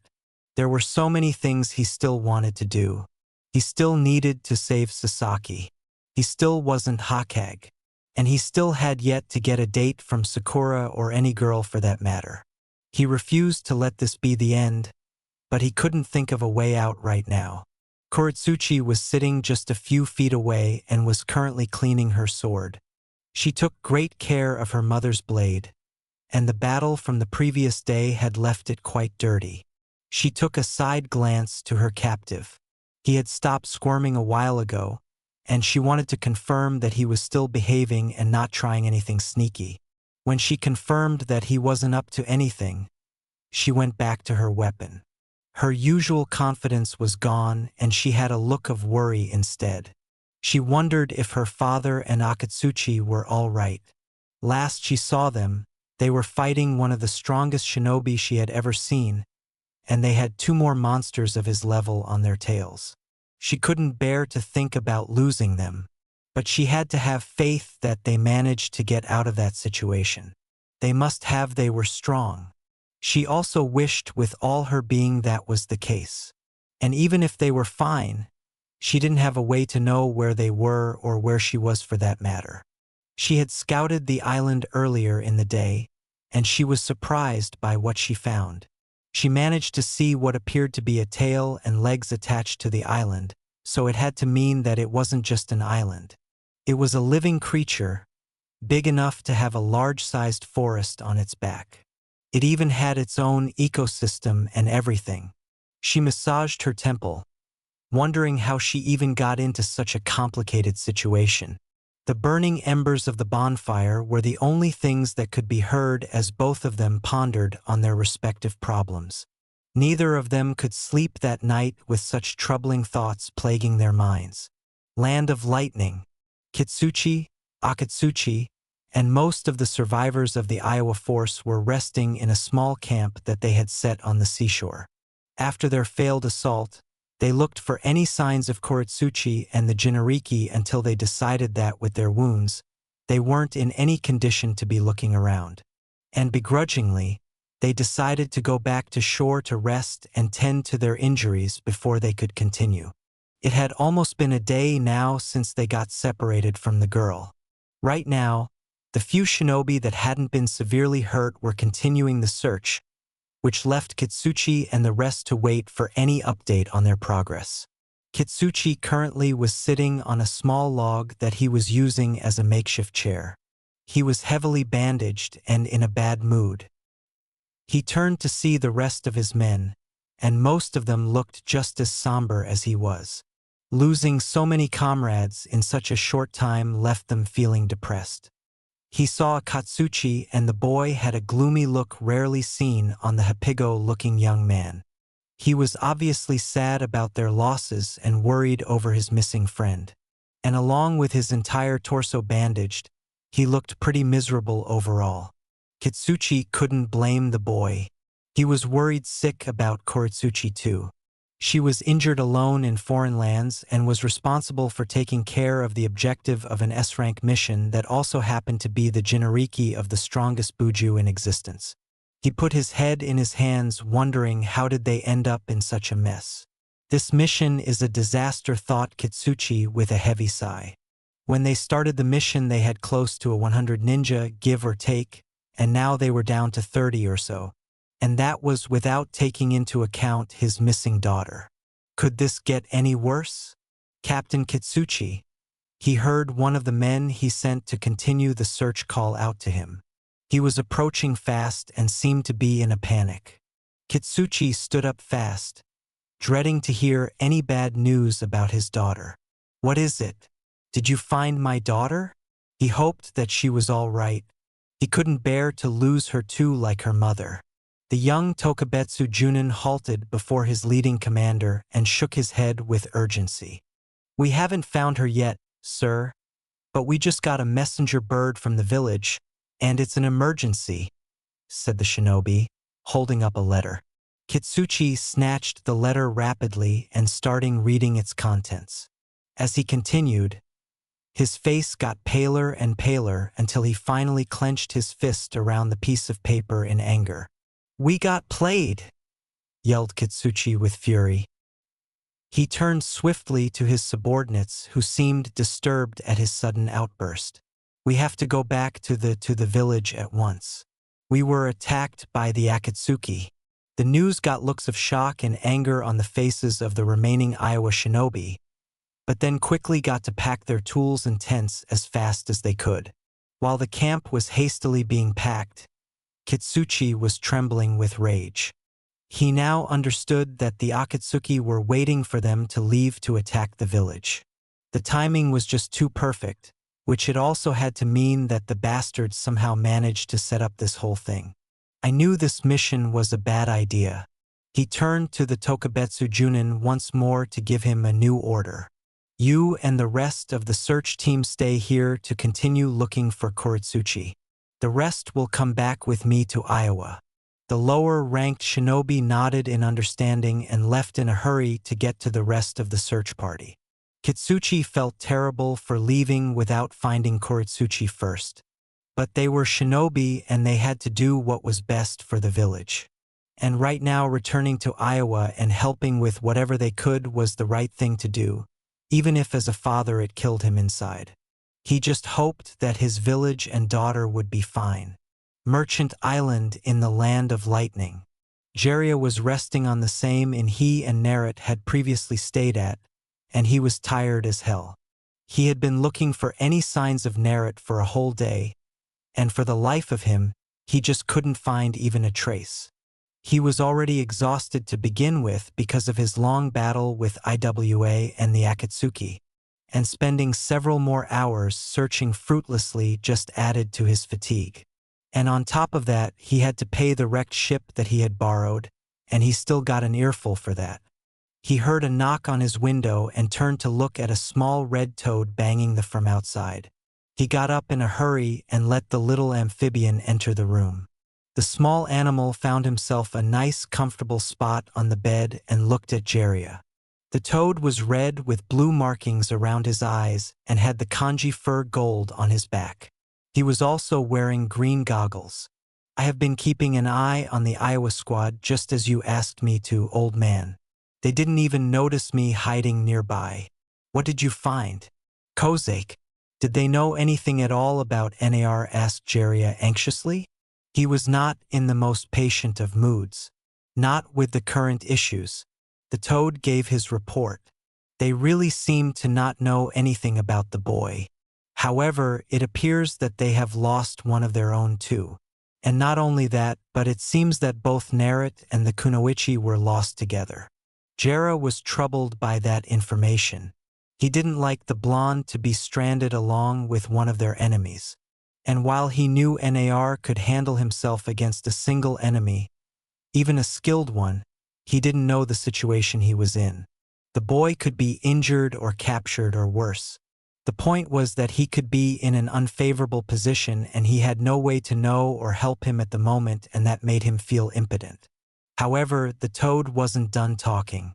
There was something else.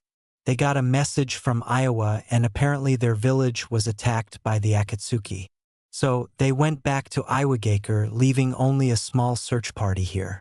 Jiraiya widened his eyes in surprise at hearing about the attack on Iwagakure. Now a realization hit him. So that was how I found out about Narut. The Akatsuki probably found a way to put the boy on Iwa's radar to make them commit some of their elite forces and leave the village undefended, which in turn gave them a window of opportunity to invade them. If he had to guess, they used that chance to get IA's Jinjuriki and planned to get NAR-2 once the Sannin and the Iowa platoon were too weak from their fight to put much resistance. Jiraiya felt like a fool. He had miscalculated. He didn't expect the Akatsuki to make such a daring move so soon. They still had a couple more months to train, but he should have no better than to drop his guard. Now, not only was NAR officially out of time, and earlier than expected to boot, but the boy was out there, lost in Kumo's ocean with an enemy Kunoichi and a search party out for his head. If only he could make Shima or Fukasaku reverse summon the boy. But it wasn't as simple as a regular summon. For a reverse summon, the user had to know the chakra signature of the person they are trying to summon. And the couple of elder toads had never met the boy personally. They couldn't know someone's chakra signature if they had never seen the person before. Yes, they had been in the battle helping against IA just as NAR had been. But NAR had been using the Tsubi's chakra at the time. So even if they picked up a feeling for the blonde's chakra, it would do them no good if it was the Kyabi's. So that only left to find a toad that knew NAR and also knew how to use the jutsu. But as far as he knew, only Fukusaku and Shima knew how to do it. With all things considered, he was running out of options and he needed to make a choice now. There was no time to rest. I'm going back to Kanaha to get a proper tracker team to help. Kozake, you continue keeping watch on the Iowa team searching for Naruto. If they find him first, tell me immediately, said the sage, going for the door with the intent of leaving as soon as he could. The red toad gave a salute in obedience. Leave those guys to me and I wish you good luck. But you better hurry. We don't know how much time we can spare.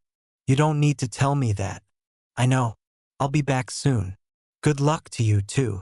Jiraiya finally left the inn. He would get to Kanaha in a couple of days if he traveled at full speed. He just wished that Naruto could hold on until then. Jiraiya would never forgive himself if something were to happen to his godson. Island on the land of lightning. Kuritsuchi was coming back to her improvised camp where she left the blonde idiot. She had come to the conclusion that they needed to change locations as fast as they could. After having been up all night, she decided to look for food once more. And in her little expedition, she encountered gigantic insects and larger than normal tigers, enormous bears, and a lot of other kinds of abnormal predators. She couldn't afford to keep leaving the Jinchuriki at the mercy of the bizarre beasts, or she risked getting the killed and fail her mission. So, she needed to find a more secure location to set up her camp. In fact, she was surprised that they had lasted as long as they had without being attacked by one of those animals. When she arrived at the clearing, she saw the orange-clad idiot, still struggling to free himself, but to no avail. She approached him with the same disdain as always and gave him a kick to the ribs to make him stop moving. Hey bastard, stop making a fuss. Will ya? We are changing locations, so stay still and don't give me any trouble. Anar glared at her in defiance. He didn't care for his vulnerable position. He just wanted to free himself from his bindings. And if he couldn't, then he at least hoped to give the kunoichi as much trouble as possible just to show her that he wasn't just going to give up without a fight. Along with his death glare, he started spewing insults at her. But of course, since his mouth was covered, only angry groans could be heard. Kuritsuchi put on the same condescending look that she gave earlier and stared down at the boy with eyes that promised nothing but pain. What did you say? I think I heard. Please, Kuritsuchi-sama, beat my senseless intel. I can no longer move because I'm so undersir that I can't follow simple instructions. Well, since you asked nicely, then I guess you earned it. She cracked her knuckles and got on one knee and pulled him up by his jacket, ready to punch him in the skull. But Naruto was quick enough that, when she grabbed his jacket, he gave her a headbutt to her face. She dropped him in surprise at the unexpected hit and brought a hand to her lip and inspected her fingers to see blood. The idiot had busted her lip. She snarled in fury and looked at the Jinchuriki with hatred. Now you are really in for it now. She lifted her arm, ready to deliver a crushing blow to the blonde, when she felt something wet touch her forearm. She stopped the delivery of her punch at the sensation and realized that the liquid substance was dropping from above. So she looked up and pal-dead at what she saw. Above them were countless spiders staring at them with their fangs bared and salivating, which explained the dripping liquid. The arachnids were the size of small dogs and were black in color with red stripes, which meant that they were probably venomous. This is exactly why I didn't want to stay here anymore, thought the kunoichi in panic. Naruto wondered why the girl stopped her assault. So he too glanced up and joined his captor in her shock as the army of small red eyes of the spiders made their stomachs turn. After staying still for a moment, the spiders leapt from the trees and started to descend fast towards them. The aggression of the arachnids made Kuritsuchi prepare her weapons to fend the creatures off, and Naruto started his squirming once more. Kuritsuchi rapidly started throwing kana and shuriken at the foul creatures, making them fall dead before they could even reach their targets. As for the ones that did manage to reach her, she slew them with her sword in fluid motions, hacking and slashing left and right. Anar, for his part, was desperately trying once again to free himself, as he wasn't particularly fond of being defenseless, as an army of deadly animals were trying to kill him. His blood froze when he felt one of the spiders start crawling over him until he was face to face with the damn thing. He attempted to scream when the creature bared its fangs, ready to inject its venom into his body when a kunai planted itself in the arachnid's head, courtesy of the crazy kunoichi, and the animal fell lifeless to the side. Relief washed over the blonde at the demise of his predator. But he soon perked up when he noticed that the kunai that killed the spider was still embedded in its body and was within his reach and started crawling towards the corpse of the animal. Once Nar closed the distance, he turned his body and used his hands to search the corpse over and ignoring his goosebumps at touching such a repulsive creature. He continued touching the body until he grasped the handle of the cane. After a moment of pulling the weapon, he finally felt the kunai detach itself from the dead body. And without wasting another second, he started cutting the ropes in his hands. Luckily, his captor was too busy fending off the rest of the spiders to notice his actions. Meanwhile, Kuritsuchi was still slashing relentlessly the swarm of arachnids. It was difficult to keep both the idiot and herself out of harm's way that she didn't get a single moment to catch her breath. After a few minutes of non-stop cutting, she finally finished off the remainder of the spiders. She gave a sigh of relief, glad to be done dealing with such disgusting things. Some of them touched me. I hate spiders. The thought made her queasy, but at least it was over. Suddenly, she heard the distinctive sound of metal cutting through the air. She got a cut on her cheek as she barely managed to dodge a kunai aimed for her head. She turned around and saw that the Konoha had somehow freed himself, and he looked pissed. She narrowed her eyes at the new threat and unsheathed her sword once more. So, you used the distraction that the spiders provided to your advantage, clever.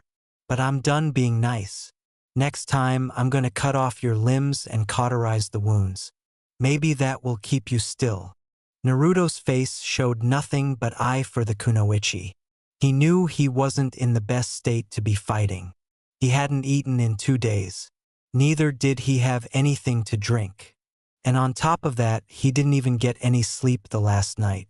All thanks to the Iowa __, but right now he didn't care about that. He was resolute to get her back for all that she put him through. Tenfold. He joined his hands and made a hand seal. Kage Binchon no Jutsu Shadow Clone Technique. 10 copies of the blonde appeared around Kuritsuchi. She clicked her tongue in annoyance at seeing the technique once more. Is that jutsu the only thing you can do? You really are a one-trick pony, aren't you? She readied herself as the shadow clones rushed at her with an enraged yell. Her dexterity allowed her to evade the attacks encountered with slashes of her sword, dispelling them one by one. The young Jinchuriki responded by making double the previous amount of clones. And once again, the small army of clones rushed at the kunoichi, ready to beat her to a pulp. Give me a break. I hate that jutsu, thought Kuritsuchi with exasperation at the repeated use of the annoying technique. She quickly made some hand seals of her own and put her palms on the ground.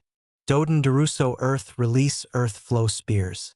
In an instant, countless spikes made of stone starting extending from the ground, impaling and dispelling the rampaging clones. However, She noted that all the blondes had disappeared, which meant that the original wasn't among them. Where did that idiot go? She thought while looking around attentively for any kind of sign that gave the boy's location away. Rengen's spiraling sphere. She looked up in surprise and saw the Konoha shinobi with a ball of blue chakra in his hand coming directly at her. As the attack closed in, she barely managed to erect a small dome made of rock around her. But the earth structure couldn't stop the attack completely, and she was sent sailing through it. But she righted herself and managed to land while standing. She had at least weakened the sphere of condensed chakra enough that it didn't hurt her too much. As soon as Naruto saw the kunoichi smash through the stone shelter, he quickly grabbed one of the kunai still laying around and rushed at the pink-eyed girl. Said girl saw him coming and pulled out her sword to parry the kunai stabs. The sound of steel meeting steel resonated in the clearing as both fighters attempted to get the upper hand. Finally, their weapons stopped as they clashed against each other and both users glared daggers at the other. While both shinobi pushed trying to overpower their enemy, Naruto remembered the bandages in the girl's torso. So, he took his chance and kicked in place to the kunoichi's midruff. Kuritsuchi gave a loud cry as the kick connected with her stomach and momentarily stumbled at the sharp pain from her still healing injury. Nar rushed to continue pressing the attack, but she once again parried the kunai and used her other hand to deliver a solid punch to his face. The force of the blow was reinforced by her newly reignited anger and sent him a few meters away from the girl. The I-8 kunoichi took the moment of respite to examine her wound with her hand, and her rage increased at seeing her blood-stained palm. Her wound had reopened. To hell with the mission. I'm going to kill him. She glanced at the blonde that had started to stand again and yelled at the top of her lungs. I'm going to kill you. Understand, hear me? You are dead. She gripped her sword tightly and charged at Nar before he could fully pick himself up and poised her sword to pierce his heart. But before she could close the distance, a bolt of lightning struck the earth between her and the blonde and stopped her dead in her tracks. Both of you, drop your weapons and stand down. Both Naruto and Kuritsuchi looked around them to find at least a couple dozen of Kumo shinobi surrounding them. You could tell they were from Kumo by their dark gray uniforms with white-black jacket and forehead protectors. One of the Kumo ninjas took a step forward. He had spiky brown hair and had a green line on the length of his nose. Aside from the standard Kumo uniform, he also wore a gray scarf. Drop your weapons and stand down. I won't repeat myself again. As he said that, the rest of the Kumo ninja drew their weapons, ready to put them down if they made a move to attack. Nar was still surprised by the turn of events, but complied nonetheless. He dropped the kunai before standing up completely. Kuritsuchi was still furious and sore, so she hesitated for a moment. But after thinking it over, she finally gave a resigned huff and threw her sword and took off her weapon pouch, letting it fall off to the floor too. When the Kumo shinobi saw their cooperation, they relaxed a bit, but they were still on guard. What is the meaning of this? Why are Konoha and IWA shinobi trespassing in Kumo's territory? You better answer truthfully if you know what's good for you, continued to ask the same shinobi with the green stripe on his nose. Nar was the first to speak. This crazy underscore is trying to kill me. That's what happens. She and her Iowa friends attacked me and my sensei, and somehow I ended up here after that, he said, pointing at the girl accusingly. Shut up, Konoha scum, said Kuritsuchi, snarling at Nar with hatred before addressing the Kumo shinobi. This guy is a target of my village. Kumo and IWA are on good terms, aren't we? Well, you would be doing Iowa a great service if you help me apprehend this son of a… Wait a minute. Konoha and Kumo are neutral, too. You can't just let this hag do as she wishes, said a nervous Nar, worried at the possibility that they would listen to her. No one wants your opinion, trash. And what do you mean, hag? You don't look that much younger than me. replied the pink-eyed girl with indignation. Well, you could have fooled me. You are so ugly you don't even look like a girl, retaliated Naruto with as much venom in his voice as the girl. Koritsuchi narrowed her eyes in contempt at the blonde. Keep digging your grave deeper, you piece of underserved. Just wait until I get my hands on you. Silence. The thundering yell of the brown-haired man made Nar and Koritsuchi halt their argument and returned their startled looks to him. I won't tolerate you fighting within our borders. And despite what you say, there is no evidence to say that you are not spies. People aren't supposed to be able to find this place easily after all. This caused both teenagers to get equal looks of disbelief. Spies, I would rather die than work alongside this. No way we would be spying together, said Koritsuchi, trying to rid herself of any suspicion. That's right. You got it all wrong. There is no way I would work with this crazy agreed Naruto with the girl. However, the Kumo ninja remained firm in his conviction. It's true that it would be extremely unlikely for IWA and Konoha to work together. But be as it may, we can't just trust your word.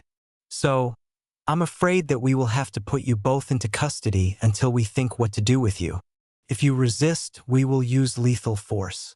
He signaled the rest of his shinobi to arrest both Naruto and Koritsuchi. Both the blonde and the girl didn't put any resistance as things were right now. They were in no position to be fighting a squad of shinobi. Not with their injuries and starvation in Naruto's case. So they begrudgingly refrained themselves from starting a fight as the Kumo shinobi started tying them up. Turtle Island prison cells. Naruto and Koritsuchi were kept in separate but adjacent cells just in front of each other on opposite sides, and they both could see each other through the metal bars.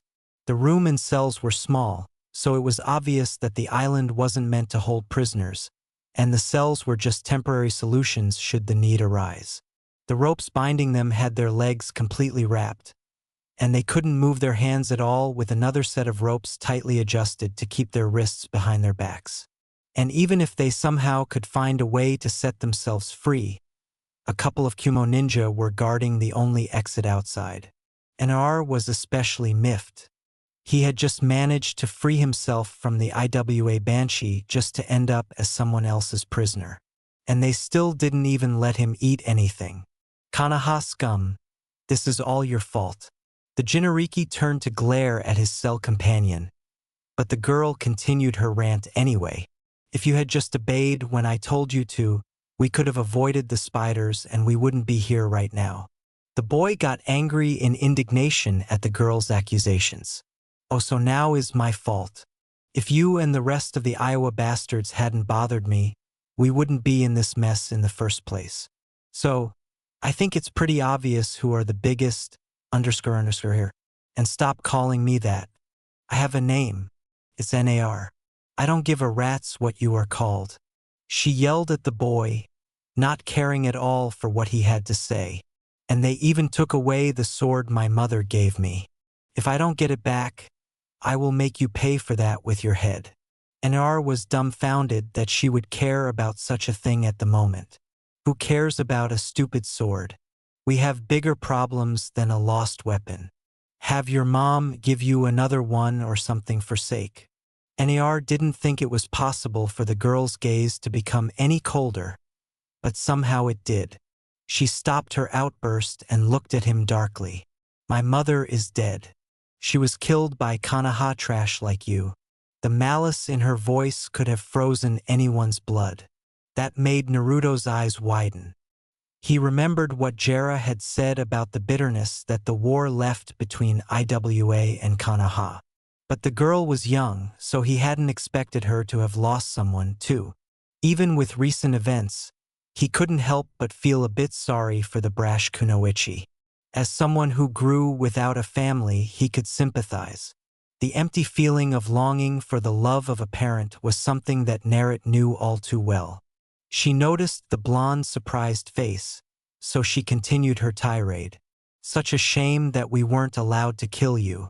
It goes against my principles to spare any of you murderers.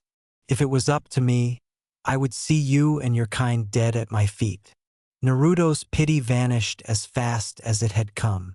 He couldn't tolerate his home and comrades being labeled murderers by the ignorant girl. Not all of us are like that. You don't even know me or my friends. Tell that to the families of all the people that Kanaha __ like you have killed. Threw the kunoichi back at him. That was a long time ago. It's precisely because you idiots can't pull your heads out of your to live in the present instead of the past that this enmity still exists. If you guys were reasonable, we could have peace, said Nar, grinding his teeth in frustration.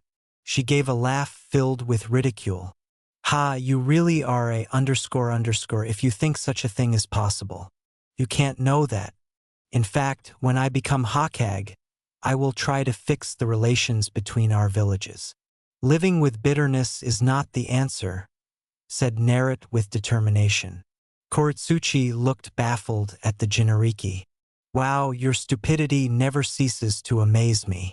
Yukag peace. You are just a brat living in your own little pink-colored world filled with unicorns and rainbows. Wake up. This is the real world. If anyone is going to become a Kage as me, and let me tell you, once I become Tsuchikage, the first thing I'll do is crush your pathetic village. Nar had already lost all his patience at her close-mindedness. You are such a detestable girl. You know that your sight is so clouded with hatred that you can't see anything else. And you are a delusional __ that thinks he can change the world if he wishes hard enough. You are ridiculous, said the girl just as pissed off as her fellow prisoner. They stared hotly at each other, breathing heavily with anger, until they both gave a huff and turned their heads away, not bearing to look at the other right now. They stayed silent after that, having spent all their remaining energy yelling at each other, left them a bit more mellow. After a considerable amount of time had passed, Nar realized something concerning his cell partner. Hey! He called to the girl on the other side of the room. She was resting her head against the wall. When she heard the idiot talk, she turned her pink eyes to him, not bothering to move her head. What do you want, dipshit? I didn't catch your name, asked Nar with a serious face. She gave him a look of utter disbelief. Is this guy for real? They had tried to kill each other just a couple hours ago, and now he wanted to make small talk. My name is not your business. And why do you care anyway? Nar gave a shrug and squinted his eyes. Well, we don't know how long we will be here having to put up with each other, and calling you by your name seems a better option than I understand. Besides, I already told you mine. She just continued to stare at him with incredulity. Don't call me anything. Don't even talk to me at all. Period. She then proceeded to continue staring at the wall, ignoring the look of annoyance of the blonde at her dismissal. After a moment, she closed her eyes inside. If she had to tolerate the __ for who knew how long, she supposed that it was preferable to have him call her by her name than with undesirable nicknames.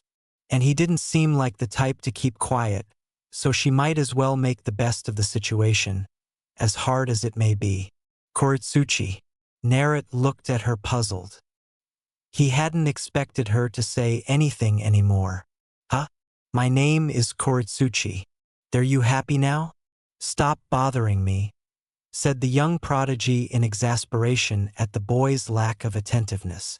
She then turned her head to the side to avoid looking at the idiot anymore.